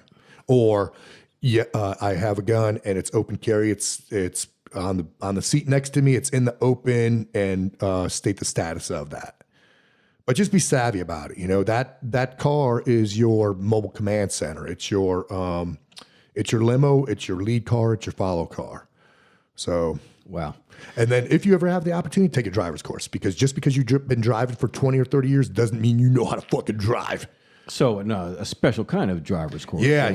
Right. High-speed driving course where they teach you, threshold braking and turns and, really pushing that car to the limits. Right. Wow. Those are bang for the buck there, man, because driving, some serious shit, man. Oh, man. Well, shit. This is one of the chapters in this powerful little handbook called Sentinel, Become the Agent in Charge of Your Own Protection Detail by Metal Patrick McNamara. Rock and roll. And you guys can get that, as he said, on his, was it Square? Yeah, it's off of my website, my Square store. TMACSINC.com, TMACSINC.com. Do you have a copy of this book, Randall? I do. It's personally autographed to my partner. In quotations.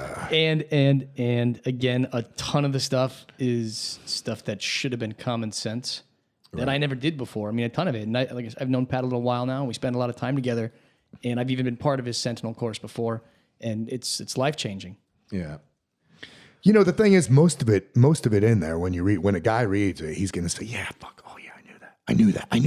Yeah, but I don't do it. I needed a reminder. I needed a kick in the ass. Yeah, there's some. And it's a really good book to read and then give to your wife or your girlfriend.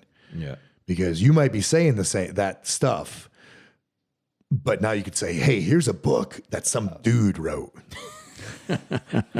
Dude. Yeah. I gave it to my wife Lindsay, and she said, "Oh, this is Pat's book." I said, "Yes." Now read it. She said, "Real romantic, Randall. Thank you for that." That's what I'm known for. Gave it to her on her birthday. Valentine's Day. Yeah, Valentine's Day is coming up, guys. Be sure and get your loved one a copy of the Sentinel. Okay, now one of the things we started on the last podcast is Q&A with Mac and CJ, and we're going to add Randall to the equation too. So nice. You're going to be able to chime in with some of that sophistic wisdom that you have, which is actually what it's called. And so there, I put these questions out there, and so because it's a combination of my audience and then Mac's audience, the questions are going to be, some of them are going to be very, very, somebody who doesn't really know a whole lot about, some of the stuff, and others, do know some of this. So it's kind of all over the page, but I think it's some of these are actually kind of funny. But we're going to start with one. This is a question from Mac, and this is the guy who actually asked the first question. So this is from someone named Andy. He said, I just turned 40 and been working out for 20 years. I've bought his CST ebook, which is the Combat Strength Training ebook, a book we haven't talked about, to start training at home because I'm sick of the commercial gyms. I was curious if his CST program was built off the same principles as they used in the Special Forces unit he was in. No, it's something I developed over the years. It's better. Yeah, it is. It is. Yeah. I mean, I'm gonna exercise my right for brevity with these. Right. I'm gonna say no. Okay. Yeah, because he's not here to train hostage rescue. Yep. Operators. Right. But if you want to take your life, as Randall was talking about earlier, just operating, so much of life is lived in the transverse plane, for example. So I think if you listen to that first part, you probably got that question answered. Mm-hmm. This was from Sean. He's actually in my coaching group. He says, can you ask Mac for me? Yeah, I can. Mm-hmm. I have him right here, Sean. He says, when I went to a gun range to shoot for the first time recently, the question is, how often does a beginner practice shooting to get good? I'd like to experience different kinds of weapons. So my second question was, how do you choose what kind of firearm to practice with? Just like any skill, no matter how much you practice, if you're not doing it right, you're not going to get better. Right. So there's not a good answer for that question, because you're saying how much time should I spend on the range? It depends what you're doing. I mean, if you're doing the wrong thing, you're practicing getting bad. Yeah. So first and foremost, get a class, and that's beyond YouTube. I mean, if you have the opportunity, and call it a shameless plug or whatever. Right. But my classes, when I run a course, I have a very wide skill set disparity, extremely wide. So I don't care what the guy's skill level is, but we could be analogous and say golf. I mean, because I like to golf, but if I go out and just golf and never have ever had a lesson, can I ask myself, well, how long can I play before I'm hitting par golf, before I'm shooting par? Well, if I'm not getting any fucking better, then I'm not going to. It's Caddyshack out there. Yeah, I'm not going to be able to get better unless I have some kind of education. So you need that education. Next, as far as gun selection, that's extremely personal. But I will tell you this: good isn't cheap, and cheap isn't good. Quality is often bargained. Quality is never cheap, but it's often bargained. And don't buy something oddball. Go for, you got to ask yourself too: is this something you're going to carry on your person, or are you just going to take it to the range? So those aren't questions that I could answer with a specific.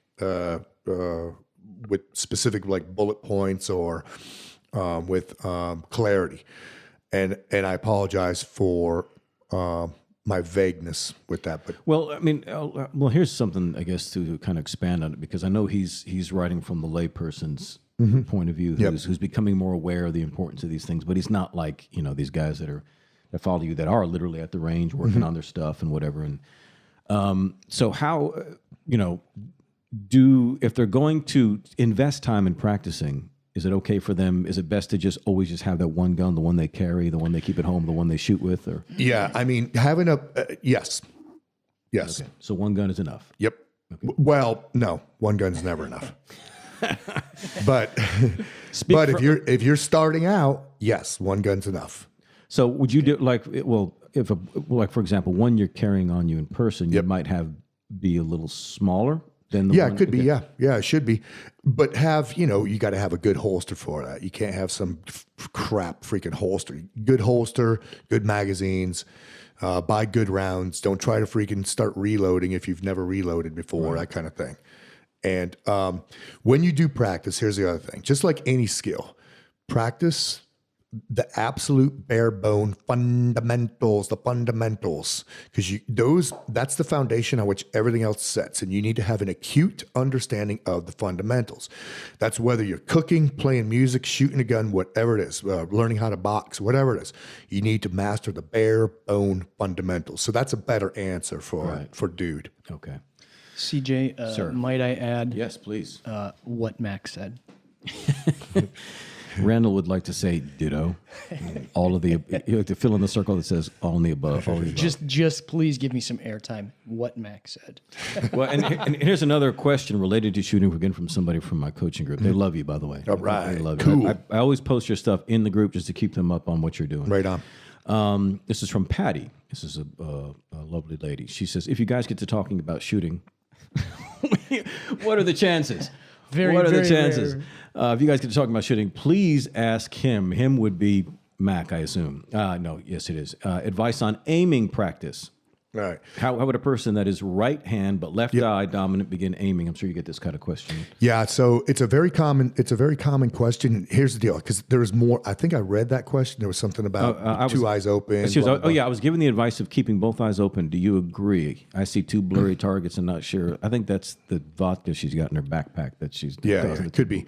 Now, here's the thing on that. If let's say you're right-handed and left eye dominant, there is not an issue with a pistol. There's not an issue with the pistol. See, you don't want to do that. Like CJ was just doing a mime here. Which is what if you are right-handed and left eye dominant, simply cant your head so that your left eye is lined up with your sights. So don't try to aim with your right eye. Aim with your left eye. Now you can keep both eyes open. But are you moving your head? Just a little bit. You're just canting your head just a little bit, like a nod. Just a nod, just a little bit. So now the front and rear sights are aligned with your dominant eye, and you will see that you'll be able to keep both eyes open, because I do agree with that. You want to be able to keep both eyes open, because if you're closing an eye, it's rendering you tactically ineffective, because you have reduced your peripheral vision by it greatly reduced your peripheral vision. So just cant your head a little bit. So if you're left-handed and right eye dominant, just cant your head a little bit to the left so your dominant eye is in line with your rear sight and your front sight. Now remember, sight picture, since this was part of your question, front sight, rear sight, even amount of space on both sides, flat across the top, all emphasis is on your front sight post, not on your target. So it's kind of like a minimum depth of field photograph. So the subject in this minimum depth of field photograph is your front sight post. And then the foreground and background are a little bit blurry. So your target's a little bit blurry, and the foreground, your rear sight's a little bit blurry. So that's old school shit, minimum depth of field photograph. Right. I don't know, but I think we get the gist here. Right. Okay, now here's one. This is about kids. He says, this is from Scott Lewis. All right, Lewis. Let's see. He says, we have kids, 5 kids, age 5, 19, 13, 18, and 20. Since you guys have kids who are older, what has been both of your methods? And of course, we'll bring Randall into this to how he handles how old is she? 11 months. 11 months. He's going to break down some truth. Oh, yeah. There's a lot of truth in that 11 months, let me tell you. There's a lot of mess in that 11 months. There's a lot. What have been your methods of staying relevant and impactful to them as they continue to go through life without being too overbearing? Now, this is an important question, I think, because dads can lecture, right? And we can do this to our spouses, too. So how are we going to stay relevant and impactful to them as they go through life without being too overbearing? I know with me, I talk to my kids like they're people. Right. I think that's huge. So I treat them like people, and it's extremely matter of fact. I talk to them like I would talk to you. Right. Just matter of fact. And then I am very interested in what they're interested in. Right. And then have them explain it to me. Can you tell me why? I really get in depth. I don't understand this. Like my kid just had a robotics competition. And I said, hey, break down for me the rules here. I mean, what's the one? He said, it's autonomous. So you start with an autonomous move, with the robot. So you got to program it. And I said, well, but what about these rules? And what about this? And then, hey, have you thought about building your own and breaking away from the group and just practicing at home? Mm-hmm. And then yesterday I had my kids give me a tutorial on something on the smartphone, because they're way freaking in tune to that stuff. So I said, hey, explain this to me. Can you guys explain this to me? And the cool thing is they're both over my shoulder pressing buttons on my phone. And, they're whipping around that thing like crazy. But I talk to them like people. I mean, yeah, you got to kick them in the ass every once in a while, and say, hey, but when they do something wrong, I explain not only what it was, but the repercussions and the trickle down effect that wrong thing could have. Not that this is wrong because I said so, but hey, do you understand why this was wrong? And they'll say, yeah. I said, well, explain to me in your terms. Right. And then I'll say, yeah, but there's more to it than just that. See, there's whatever it is. I'm just spitballing here, but I said they could have monetary consequences, negative, adverse consequences on the value of something or whatever it is. And when I break that all down, they're like, holy shit, I didn't know this could have a trickle-down effect like that. I mean, that's pretty profound, man. But I treat them like people. Right. Randall, now you obviously have put a lot of thought into what you're going to do as a father. No, but of course, your boy's a little older. I've met him. He's 3. So well, it's really the exact same thing. I mean, it's I don't speak to him as if I think he's a 3-year-old with no brain that he's not going to develop and he's going to be stuck in this state. I treat him as if he has some sort of cognitive understanding of what we're trying to get to. So, there's a punishment and reward system kind of thing. And it's obviously not the same as Max, but especially at this stage. But it's also that thing of having discussions with him when we're playing superheroes, because I get to be Captain America, by the way, so don't worry about it. Sure. But when we're playing these games and he comes off and he starts attacking his 11-month-old sister, we have to have discussions as to why that's not proper, because again, she could get hurt, et cetera, et cetera. But it's the same thing. Just treat him like a human being. And I don't treat the 11-month-old any differently. I mean, she's got a chore list that's got to get done. Most of it is, my laundry, dishes, all that kind of stuff. She's got to do all that stuff because she's a little advanced. No. But seriously, it's the exact same concept of treating him like a human being and helping him understand that there are consequences for your actions. So you need to actually develop a proper method to deal with that. Right. I got one thing to add. Please. When mine were little, I would look at them when they were doing something questionable, and I would say, is it going to hurt them? Is it going to hurt somebody else? Is it going to cost me money? And I would just let it. I would just let it. The above. Yeah, I would just let it go. If the blocks weren't checked in any of those, I'm like, fuck it. Yeah. They'll figure it out. I'm not going to lie. Matt can attest to this. I do have a borderline helicopter. He's definitely seen me pull some helicopter stuff. That's for sure. Yeah, but you don't talk to him in baby talk and shit like no. that. No way, man. No way. Absolutely You not. talk They're to him human like beings.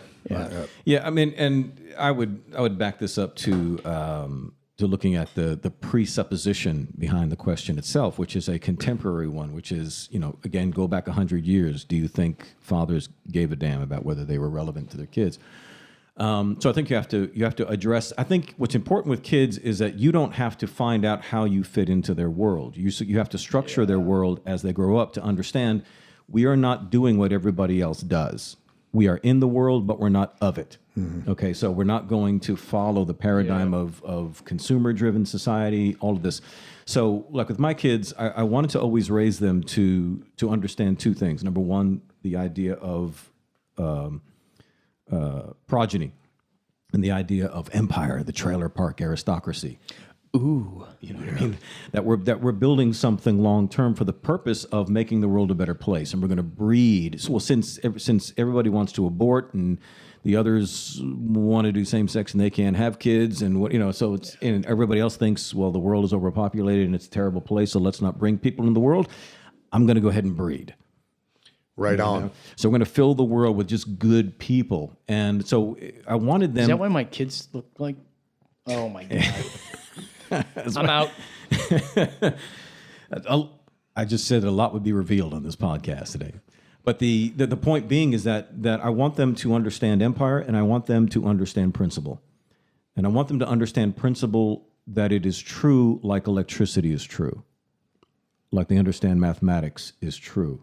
That wisdom is in the world and it is existent outside of us, just like 2 + 2 = 4, even if I'm not here to think it. It's here, it's a truth. We build and wire the world with it. So I want them to, like when my daughter came down to me one time and she was just expressing how, and I get this a lot, Mac, you might get this too.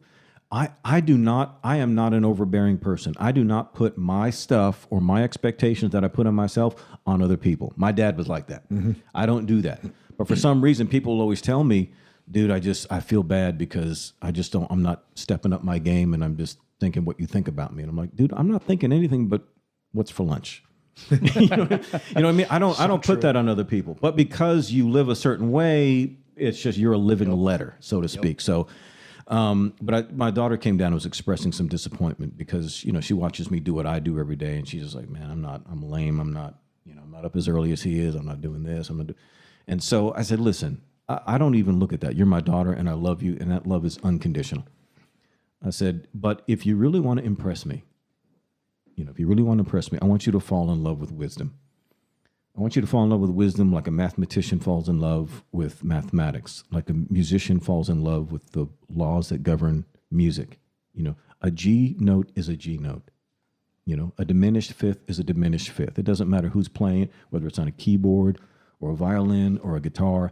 These things are true and they are existed in the world. These are the things that shape and create. And because at one time, and Mac and I have talked about this before, there was nothing. There was nothing but trees and rocks and dirt, just like Mac's backyard. We're looking at right. There were chickens. There were chickens. So there was nothing but the basic elements of life. And out of this, we got airplanes and cell phones and computers and but you could have flown a plane in Pharaoh's day. The laws of thrust and lift were there, right? But nobody had untapped it. So, so I want them to know that the world, that it's there to create, it's there to innovate, it's there to make,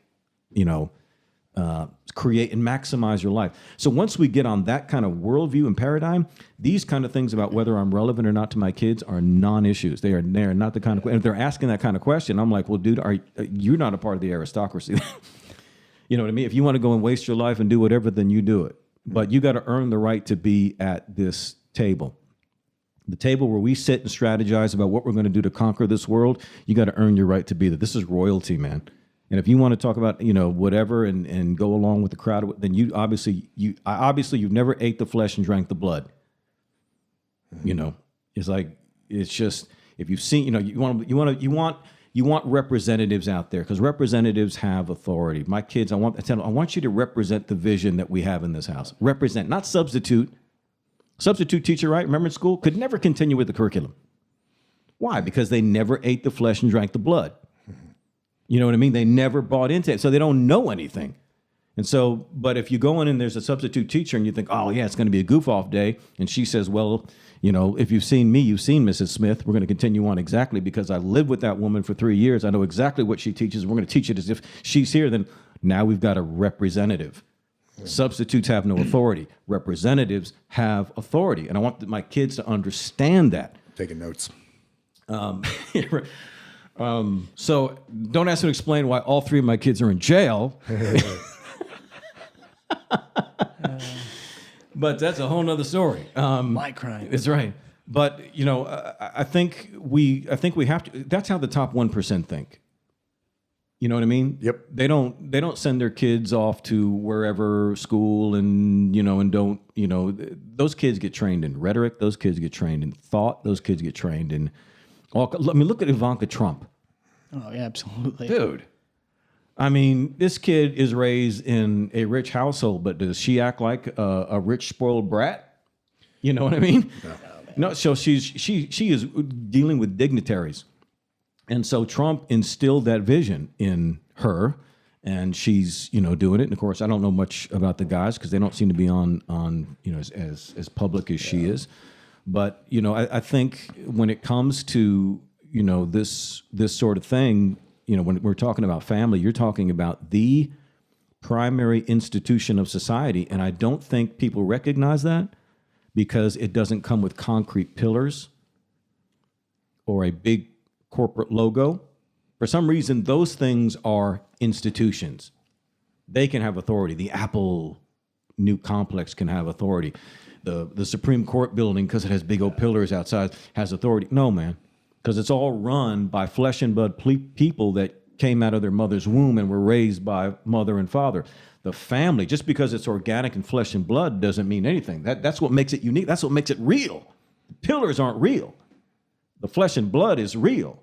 And so kids have to understand that the family is the primary institution of society. And so I think, the social controllers, if you will, are so interested in just seeing its demise. So the family issue, to me, is a really, really big one.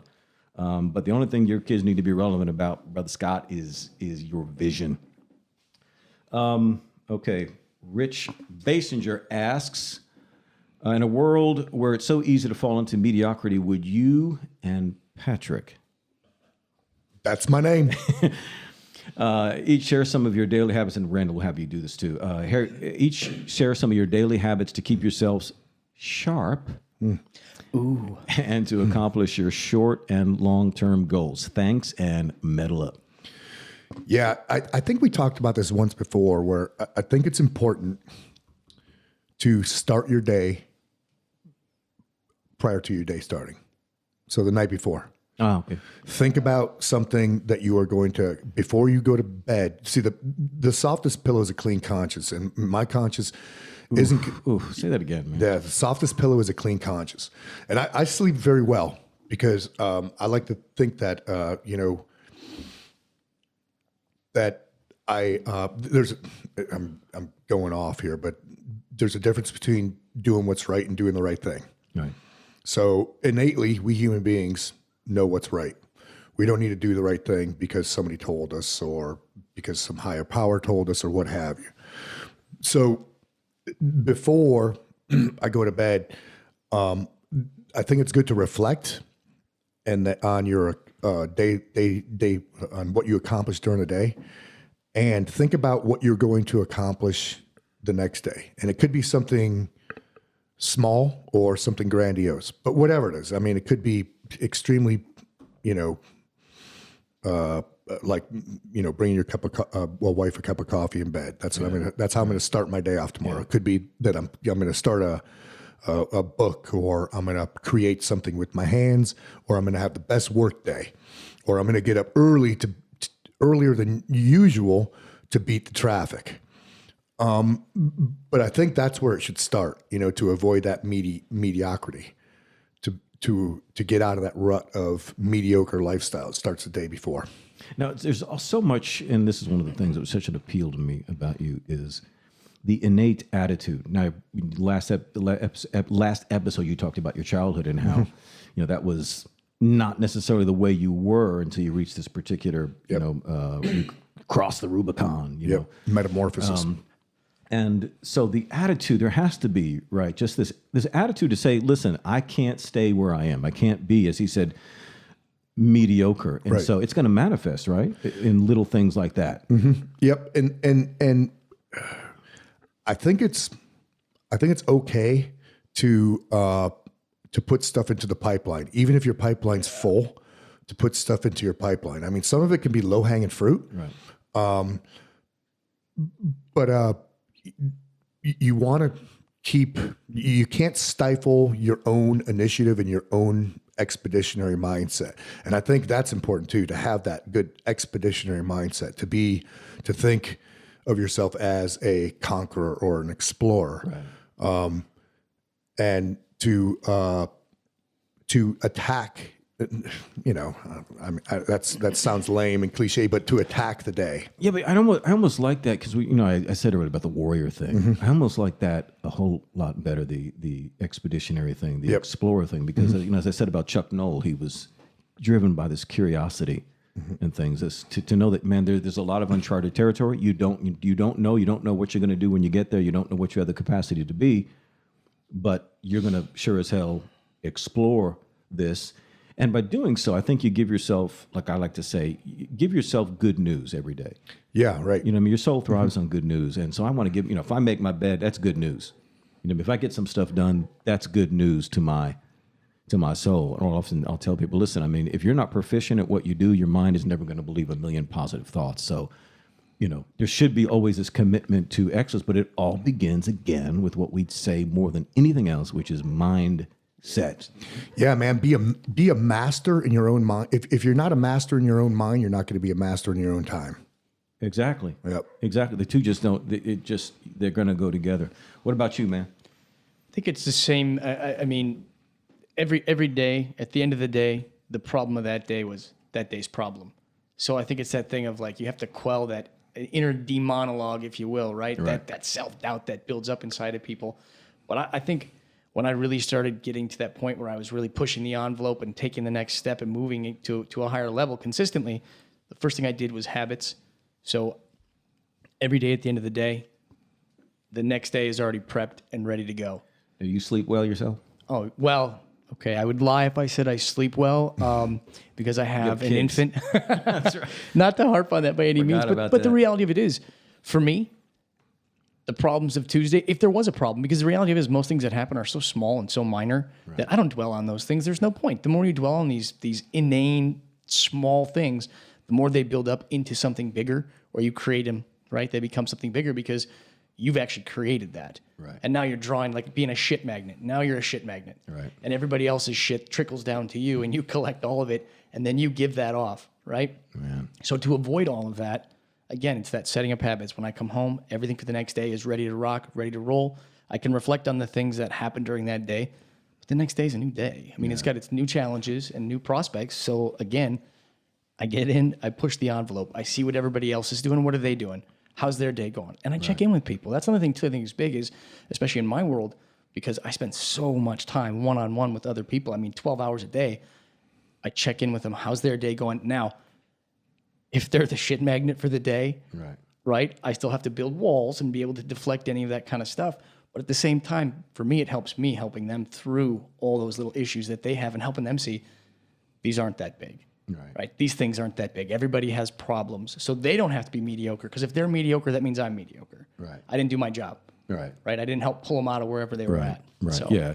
The way, I always tell people, I said, listen, if you're in my airspace, you're fair game. So, I can't, there's certain things I just can't tolerate. And I won't. Yep. Yeah. I mean, to be overly rude, but One more to add to that, something about how we asked the question, how do you avoid being, let's say I'm paraphrasing here, but how to avoid being mediocre. Right. I look at other people and say, I don't want to be that. right. It's true. It's so true. So true. Yeah. I mean, He's Sometimes straight, you just go to Walmart for He's an looking hour. straight at me right now. I saw a woman yesterday driving home from the gym. She's walking with traffic, right, on the side of the road. This is a busy road. Head in her cell phone, right, 45-degree syndrome, and she's carrying a baby on her back. Oh my gosh. And I looked at her and said, I don't want to be that ever.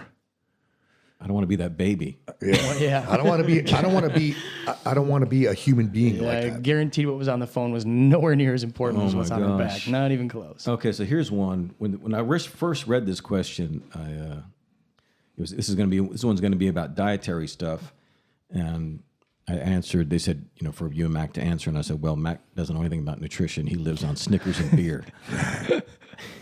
I was like, just kidding.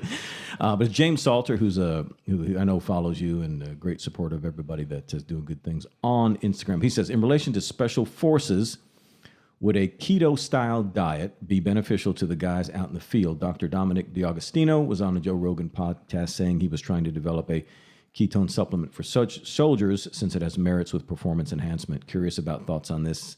I know a few guys in the special operations field, while adhering to a keto-style diet, say that while in the field, it's not feasible because of how hard their bodies are going. I'm not sure how familiar you are with just all the diet. Familiar enough, but I am not qualified to answer that question. So, yeah. But the thing is, I mean, diet is simple, man. Eat food. Food doesn't come in a bag or a box. Just eat. If you're eating, diet's so freaking easy. Water is the number one performance enhancing drug out there. Now, Water. you were telling me you drink. It's habitual. When I wake up in the morning, quart of water. Okay, and Quart of water. Why? When you wake up in the morning, you're dehydrated. Right. So quart of water goes in. I mean, that's first thing. That way you're not forgetting about it. It's first thing in the morning. For me, it's habitual. I cannot start the day without that quart of water. It seems like, even when I'm doing my tracks, like up in the wilderness areas, I'll pump or filter that water and set it outside of my lean-to or tent. So first thing in the morning, I get up and pee and then power slam that quart of water. Right. And then I do the same thing at noon. But when you're shopping, you shop at the periphery of the grocery store. The only thing you go into the guts of the grocery store is for salt, pepper, and olive oil, coffee. Right. I don't know. I don't know what else is in the middle because I don't go in the middle. Yeah. I'm the same. But I'm not qualified to answer that. Do you know anything about keto? I am not a registered dietitian. I'm a keto practitioner. I have been for a couple of years. Obviously, this particular nutritional approach is, and that's what it is blowing up like gangbusters. And it's, Atkins was essentially a keto version of, so it's not. This is nothing new. I mean, the first approach to this was like in the 1930s or something, dealing with epileptic kids when they noticed it made a difference. But all it is in essence, it is what your fuel source is. Are you getting it from glucose, sugar, or are you getting it from fats? I'm keto for a number of reasons, but from a performance type person, and I like the effect of running on ketones. Now, do I come out of ketosis? Yes, I do, because sometimes I'll come down to the Carolina Pines and drink with Mac. Yeah. Power slamming pints, baby. The elixir of enlightenment, nectar of the gods. That'll kick your ass way out of keto. How many carbs are in this beer? But the body will adapt. I will say, from an energy standpoint, I think fat is a hell of a lot better than carbs as far as long-term running on energy. For example, if I eat the typical fat-laden breakfast that I'll eat will last, I will not be hungry for 4-5 hours, literally. And then when I eat again, I'm eating more of that fat. So I'm eating 2, sometimes 3 meals a day. I eat a ton of vegetables. So I'm getting potassium out the asium and all the minerals and things that I need. But you don't snack because you eat to satiation. But you're running on a cleaner fuel source. It's the best description I've heard it described. It's the difference between running on sugar is like running on a dirty diesel truck. Running on ketones is like, the Yale University rowing team at 6 o'clock in the morning on that crystal clear. Yale sucks. Yale sucks. Harvard, whatever you want. As far as, the thing that I'm concerned about this with Dr. D'Agostino is just that there's something I hate everything being turned to supplements. Let everything as best you can be derived from food, and only Mac, who does these yearly expeditions out into the wild, woods and mountains, is going to come up against something like that. For the rest of us, we're just going to the office. You know what I mean? Guys cutting weight though for fighting. Guys cutting weight. That's what you do. I mean, that's what you do. You tune up your fats and your proteins and strip your carbs down to nothing. I mean, so it's the same concept. That's a good point. That's a really good point. But again, it's not but from my own experience, not sustainable afterwards. And again, I'm no expert, but not sustainable afterwards, because again, I'm expending insane amounts of energy and calories if I'm training 2 or 3 times a day. But again, well, I've heard you can adjust these things, and you can adjust your protein levels, you can adjust your carb levels, because everybody's carb tolerance is different. Very different. And a lot of the people that are doing the keto diet now are not performance type individuals, right, or that are talking about it or like that. It's really more people, and they think, oh, here's a better way to lose this 100 extra pounds of lard that I have. You know what I mean? For me, my own ketones. Yeah. For me, it's the brain power stuff that I really dig about it. But anyway, you can always drink coffee. Invader coffee, by the way. Blaze Ops Blend. Blaze Ops Blend, which is literally what I drink. Okay, Carla Lauren asks, what do you do about Xbox addicted teenagers? Now, this gets back into, what we talked about with Scott's question. But if you didn't build the house that way, and things are just the way they are, Xbox Gold in general is my greatest concern. Playing games via the internet, there's no ending, and so there's no satisfaction of completion. All the other interests are gone except gaming. What's disappointing to me is I've heard of women saying that their husbands are like this too. Dude, yes. Yeah, it's pandemic, man. No, it's and I read that question. I don't have a good answer except for, if you didn't put your foot down in the first place, right, if you didn't set limits, then now it's you're part of that problem. Right. And how do you unfuck that? Damn, man. I mean, I don't know, bro. Yeah. I mean, find a common interest, and try to work on something together. Find something more interesting than that Xbox. I don't know what the fuck it is, man. Yeah, that's a tough one, because if they're, if they're doing it that much, then you do have a serious psychological addiction. Yeah, you've lost control kind of at that point. So now it is a complete reset. Yeah. So yeah, I mean, Now you got to be a dick. Yeah. Well, you know what? And that would be my solution is that right there, because you don't have any other choice. No, that's it. There's no pretty way to get out of this. There's going to be a price. It's like one of my quotes is, I hate quoting yourself is bad form, but I'm going to do that. Wisdom, again, it's wisdom. Wisdom always minimizes the damage. You know what I mean? Mm-hmm. So you've made bad decisions thus far. Let's start making right decisions. Things may not turn out as you like, but wisdom always minimizes the damage. And so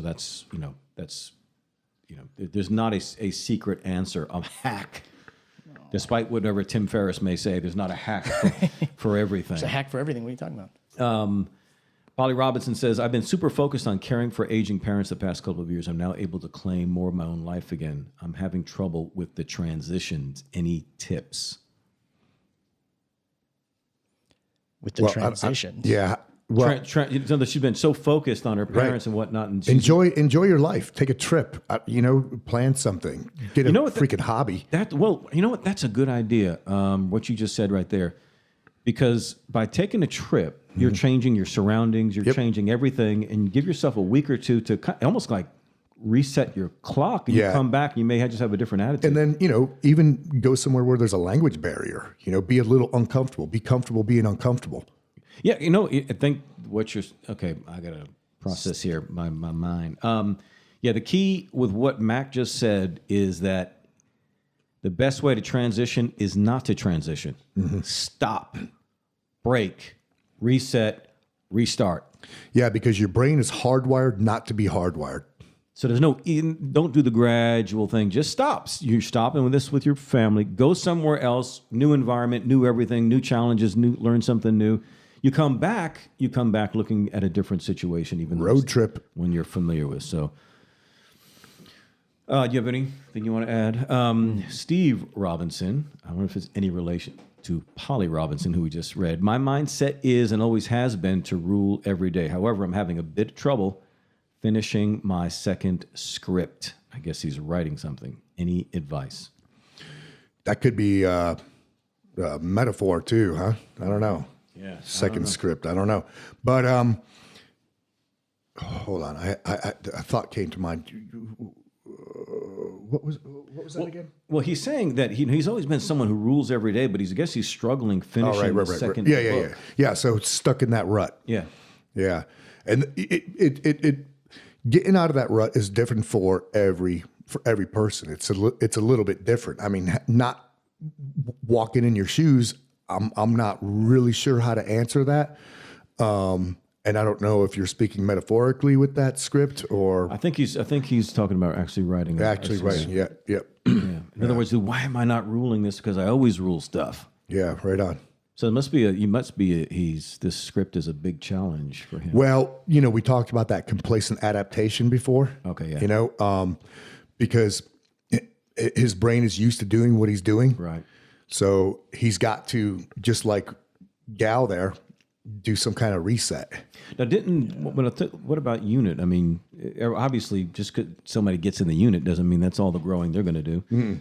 I mean, your leadership and trainers or whatever, they're going to put them through grueling stuff. Yeah, but it was different every single day. I mean, we never did the same stuff.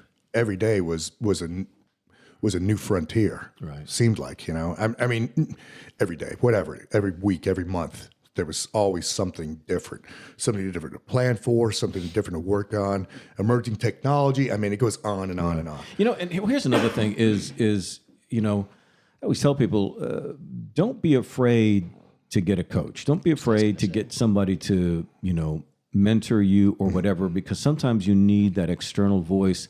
They're not necessarily going to tell you something new you don't already know, but they're going to stir something. I mean, you probably get this all the time, dude, with people are like, dude, I'm stuck. And Randall, you just.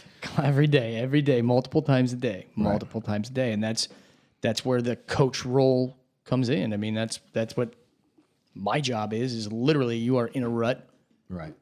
I'm going to help break out of this rut. You have to listen to me and do what I tell you to do, and we'll get you out of this rut. Right. And then they get themselves out of the rut. Yeah. So, I'll tell people oftentimes the coaching is so important because you can take all the best players of the NFL, at each position, middle linebacker, running backs, front line, whatever, quarterback.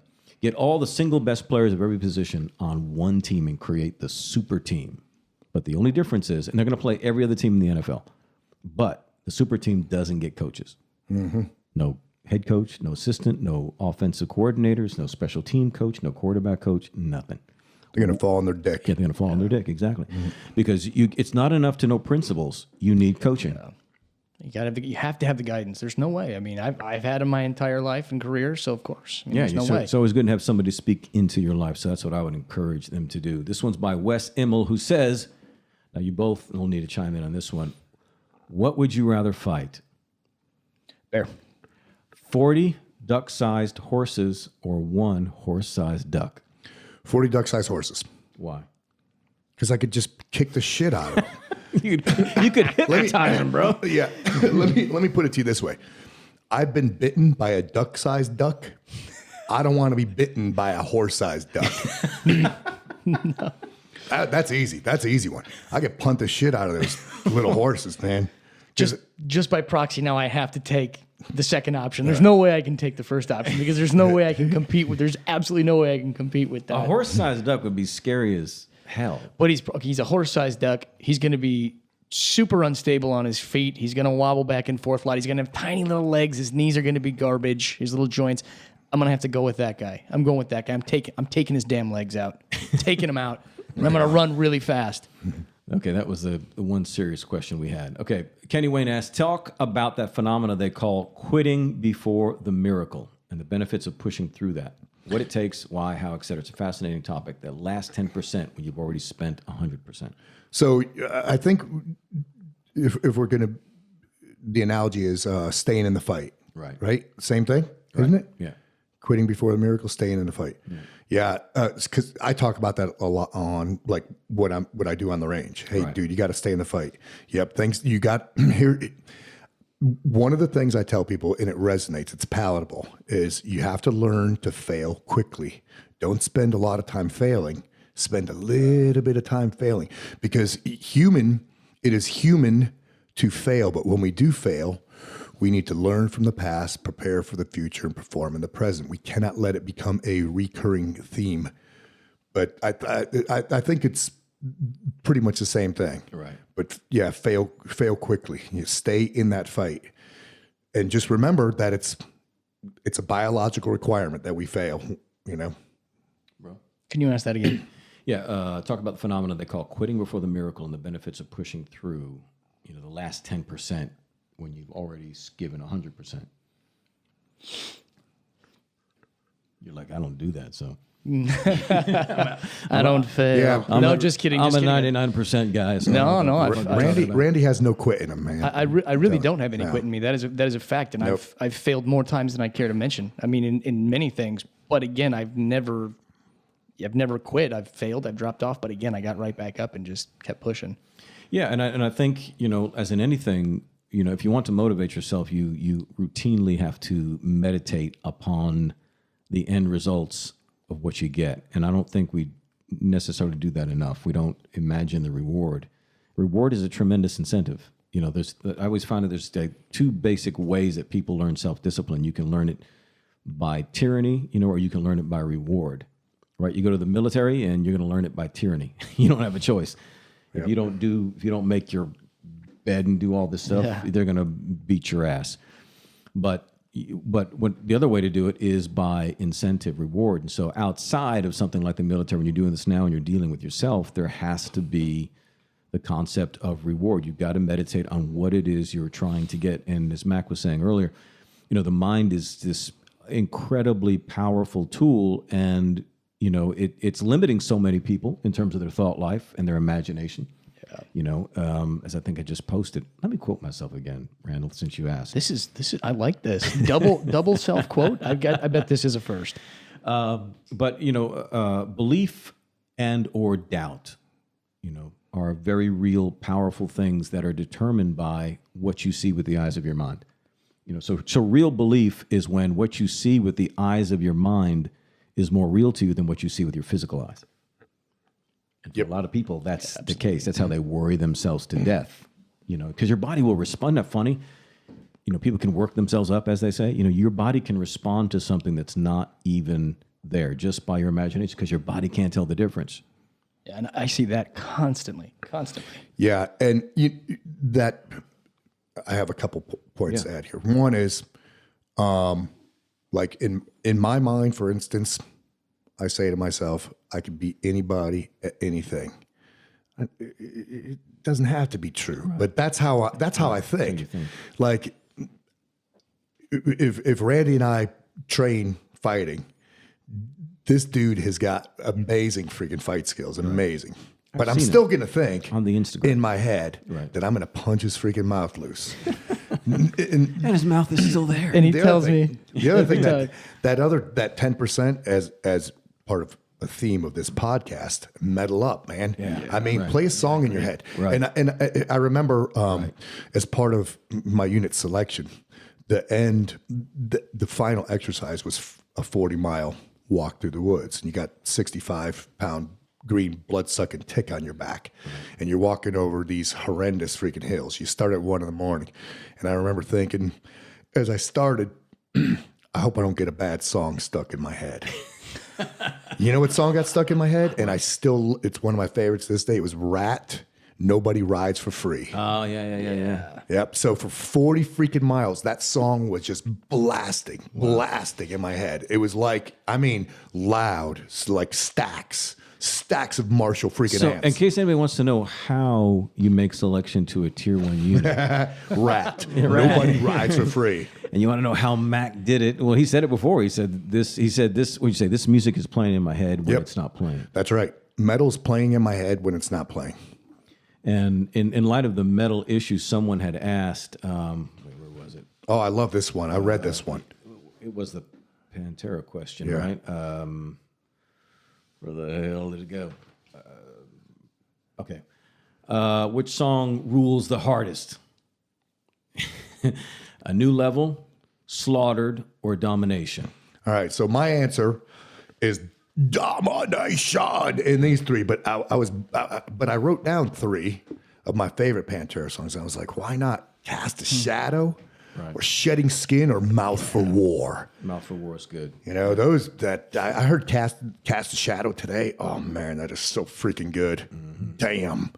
Yeah, to me, any track on Reinventing the Steel is badass. We talked about this earlier too, and I'm Shedding Skin. And for some reason, Drag the Waters. I love that freaking song, man. That's just intense. And then I can never get over I'm Broken. That's my youth. Yeah. Like, that's my youth, man. But yeah, for me, it's Domination of those 3. So now, what is it about this kind of stuff that is so motivating? Is it the lyrics? Is it the riffs? Is it what? It's the combo. It's the riffs and the lyrics. And it's the synergy of the band playing as one, as a unit. You gotta have that. You gotta have that magic between the guitarist and the bassist and the drummer. And because I listen to every part. I'm a metal snob, right? So I listen to every part. I break them down. That drummer's got to be on point. He just can't be a freaking machine gunner double bassist, just pounding out those freaking double bass riffs for the whole freaking tune.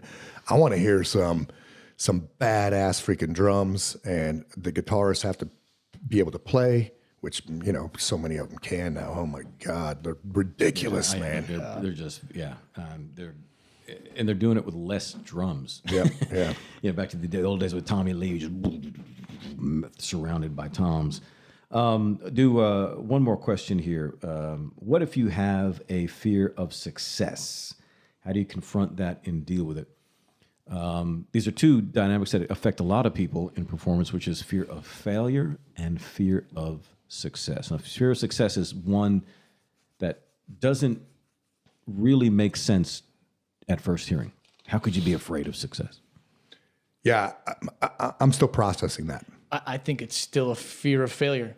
I think it is in an intrinsic way, because fear of success. Okay, you climb whatever the hell freaking ladder happens to be, right? You get to this point, here's success, there's still more success. I didn't make it to this more success, right? To me, it's still a fear of failure. Yeah, I think oftentimes you have with creative types, you'll have a fear of success. Fear of failure is something where somebody says, okay, I know deep down in my heart I'm a loser. And if I try something, I'm probably going to fail. And if I fail, it'll be the public confirmation that I'm a loser. Yeah. For right now, only I know I'm a loser. And I've kept everybody deceived. So if I don't try, I don't fail, and nobody confirms that I'm a loser. Fear of success would be more like, I'm afraid of the responsibility and the criticism that comes along with being successful. Bam. So it's like, okay, then, is somebody, I've never carried anything that big, and I don't want to be, it's like when you do something online, I guess now we're all social media professionals here. You got 100 people that tell you how wonderful what you're doing is, and you got that one dickhead, and you let the dickhead get to you. And he's the one that gets to you. You know what I mean? Because that's the one that's critical. That's the one that's the knife in the soft underbelly. The part you don't have that protection for. When it comes to then the fear of success, what I would say is you've got to know that if you are motivated and you are achieving success, people around you, number one, they're going to respect you for it. Number two, you'd be amazed at how many people want to help. You know what I mean? How many people want to be with you? How many people? I'm sitting here at the table of a dude and his pal, because we all create that same vibe. You know what I mean? Of achievement, success, mindset, and all those sorts of things. Those kind of eagles just gather. It's a gathering of eagles. And if you are successful, don't worry about the resources. The resources will be there. It's just the way the world works, and people are going to be there to help you. The other part is really that fear of criticism, which is more or less a fear of, it goes back to what Randall was saying. It's still the same thing, fear of failure, because you feel like, well, then, somebody's going to find out I'm not as good as my success says I am.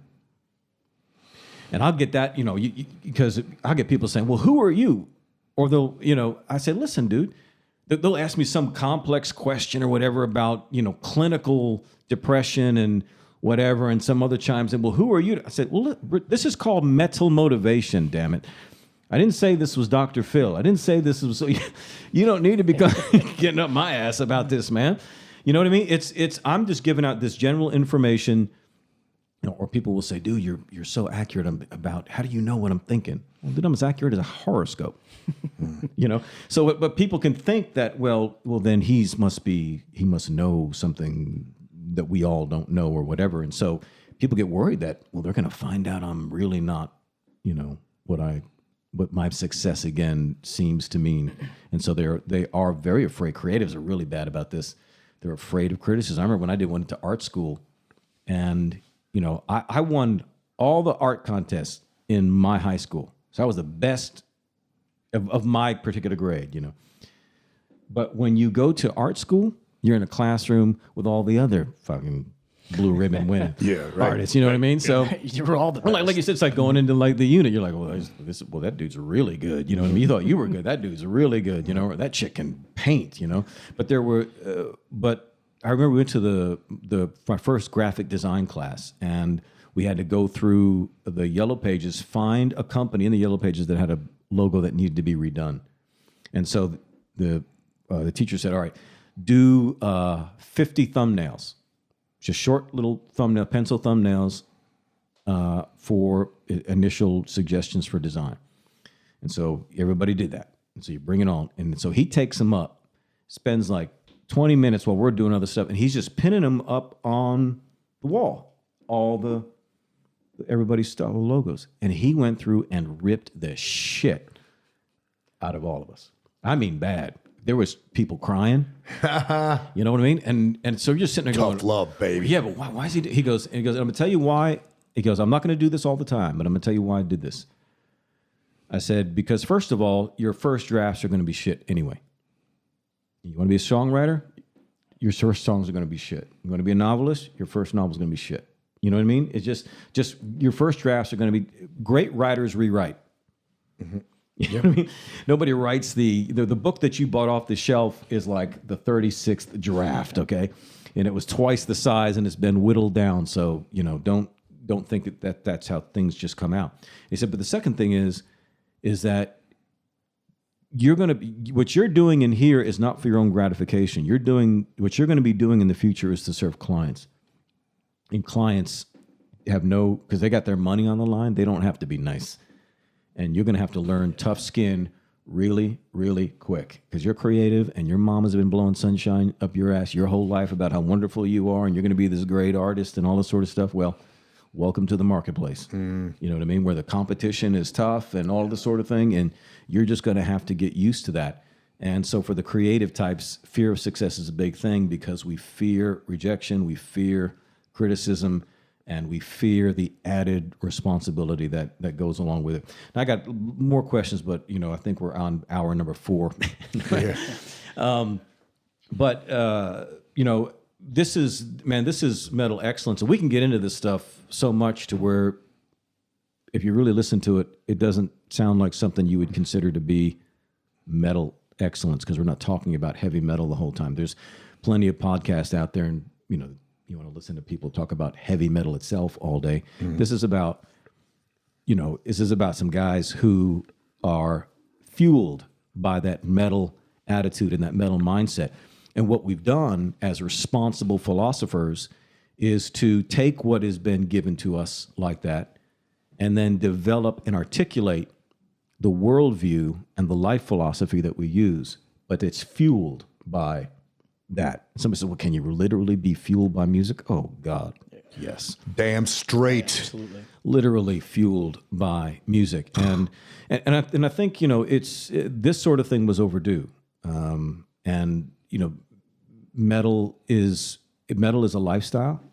And so because it can now carry over into all of these things. And you can have people, there's metal excellence, but we're not here, playing instruments. We're not here, again, talking about the latest record or what have you. I think people do that enough. And so when we bring some other people on, like a Metal Mike or a Jose or whoever, we don't want to just ask the same dumb questions that everybody asks. Hey, dude, what's the craziest thing you've ever done on the road? He's like, oh, wow, that question again? Ugh. So, to me, what I'm interested in is the fact that there's no way metal could become world conquering unless it believed and fought against obstacles and all the stuff that makes anything great. So if all of these bands and these bands are paid their price and did something great, then they obviously have a lot to say about work. They have a lot to say about attitude. They have a lot to say about dealing with setbacks. They have a lot to say about the fear of success. They have a lot to say about getting teenagers off Xbox. Hell yeah. Yeah. Let's ask Tom Araya, that dude. Yeah. Papa Het. In fact, he's back on Instagram. Oh, right on. James Hetfield just got back on Instagram, man. Yeah. He used to post these, dude, one of the funniest things when I first started on Instagram, because I was following him, and I didn't know how funny he was. And he would post, because he's sarcastic. Yeah. So he would always be jacking with his wife all the time. So he'd be sending these screenshots of his conversations with his wife. There's one, his wife goes, she writes me, sent the screenshot. She goes, where are you? I'm starving. He goes, I'm right here by my phone. So somebody else had written to him because I guess it worked on his guitars or something. He goes, hey, how's the EPS? How's the, wait, how do you say? How's your new EPS holding up? He says, buy a strap. Nice. So Papa Het, if you want to follow him, I think it's Papa_Het. Papa Het is back on Instagram. He won't answer your comments, obviously, because he says the Instagram is a time sucker, which I think we all know. Oh, yeah, it can be, yeah. That's true. But anyway, who's got anything they want to share as we go out? Randall, any words of wisdom? Well, first, I just want to say thanks. Thanks for having me on. It's great to have you here, man. Pat, thanks for taking me out of the gym where you keep me tied up all the time. Actually, that sounded terrible. Hell yeah. That sounded horrible. So now, are you up for doing some sort of events down the road? At the absolutely. place? Absolutely. We've had quite a few people talk to us about doing a few different things, and I think especially at the facility we have the capacity. You also have a bed and breakfast, right? Yeah, we do. At Tanglewood Farm B&B. That's on Instagram. At Tanglewood Farm B&B. Yeah, it's a pretty fantastic place that my wife owns and runs here in Southern Pines, North Carolina. Now that's a busy life. You know, of course, we all know you have 2 small children, but you're owning and running the gym, and yes, you've got this bed and breakfast, dude. How does that get all done? That's a good question. We should save that for the experts. No, You're like, matter of fact, I don't know who's watching my kids right now. I'll be honest, you can get pretty stretched out, but again, I focus mainly on the gym and my business, and my wife focuses on her business, and we kind of keep that little separation of church and state. My only job at the B&B is if things are going wrong or somebody's doing something they shouldn't be doing, I kind of have to. If he's got to knock some heads. I step in and let people know it's not the way we do business. Well, let me just say that thank you for being here with us today, and how much I dig the hell out of you, man. Thank you, sir. You are definitely, we're of the same tribe, and I think the world of you. It's an honor. I'd love to do this again with you. Mac, you want to say anything before we go? No. Oh yeah, I did have one. Yes. Because we were talking about it. The metal that drives us. So I wrote I write for Athlon Outdoors, for Ballistic Magazine, and for combat handguns. I read the one blog post. Yeah. Damn, dude. So you guys could check this out online. It's on the Athlon Outdoors site. Metal Up Buttercup. Yeah, Metal Up Buttercup. But it's I forget the subtitle, but it's basically a couple go-to songs, you know? Right. Because guys always ask me for a playlist. Hey, will you put a Spotify together, this and that? I tried that shit, but I only have so many hours during the day. I can't be tied to my smartphone. Right. Because I got shit to do, man. I got shit to do. But that's a good little 300-word article. There's a couple on there. The other one was my Snowflake Holiday Guide. Was the one you hanging up the GTO? Yeah. Yep. But that Metal Up Buttercup was fun because they asked me. You had a picture. Was you with a mag in your teeth or something like that? Yep. But they asked my 5 go-to gym songs on my playlist, but I kind of put a spin on it. And what I did is 5 songs. First, there's a backstory, how I became metal. Right. And then I put kind of gateway songs. If I were to transform some freaking lame-ass music listener to be a metalhead, what songs would I pick? Right. You know, so that's kind of the route I went with that one. But it's a fun article. So for those of you out there who aren't metal, check out that article, because what Athlon Outdoors did is they hyperlinked the actual songs. Oh, so cool, you can just click on each one. Videos in that whatnot. Hell yeah, man. And in fact, for those of you who aren't watching by video, both these guys are wearing Metal Motivation shirts, and I think that is incredibly Pretty slick. impressive. Motivated by metal and Metal Up. And so if you want to get some of those shirts, you can go to metalmotivationstore.com. If you would like to learn more about my coaching group or other teaching audio series, the University of Badassery, you just go to metalmotivation.com. You want to learn more about Mac. Mac is at TMACSINC, TMACSINC.com, and follow him on Instagram at TMACSINC. TMACSINC. And do yours again, Randall. So Instagram at SPARTCNC. Sparta NC. Look at that. Well, once again, man, what a pleasure. Mac, what can I say, man? Dude, you are a busy son of a bitch, but you have opened up your life to host this show, man. Goddamn right. Yep. Dude, listen, it is your podcast. You know, it is your podcast, and you can do whatever you want. You can bring on whoever you want. You can make whatever executive decisions you want to make under God, dude. Well, I tell you what, if I bring anybody on, just like Randy, right, and win, one thing for sure, they won't suck. They won't suck. Absolutely. I mean, dude, to me, this is because to me, and people will listen to different podcasts because they're, one's on training, one's on guns, one's on this, one's on whatever. But this is a blend of so much stuff, dude. I think that's why people like it, is because we're talking. I mean, we've answered everything from kids to, duck-sized horses and beer, coffee, whatever.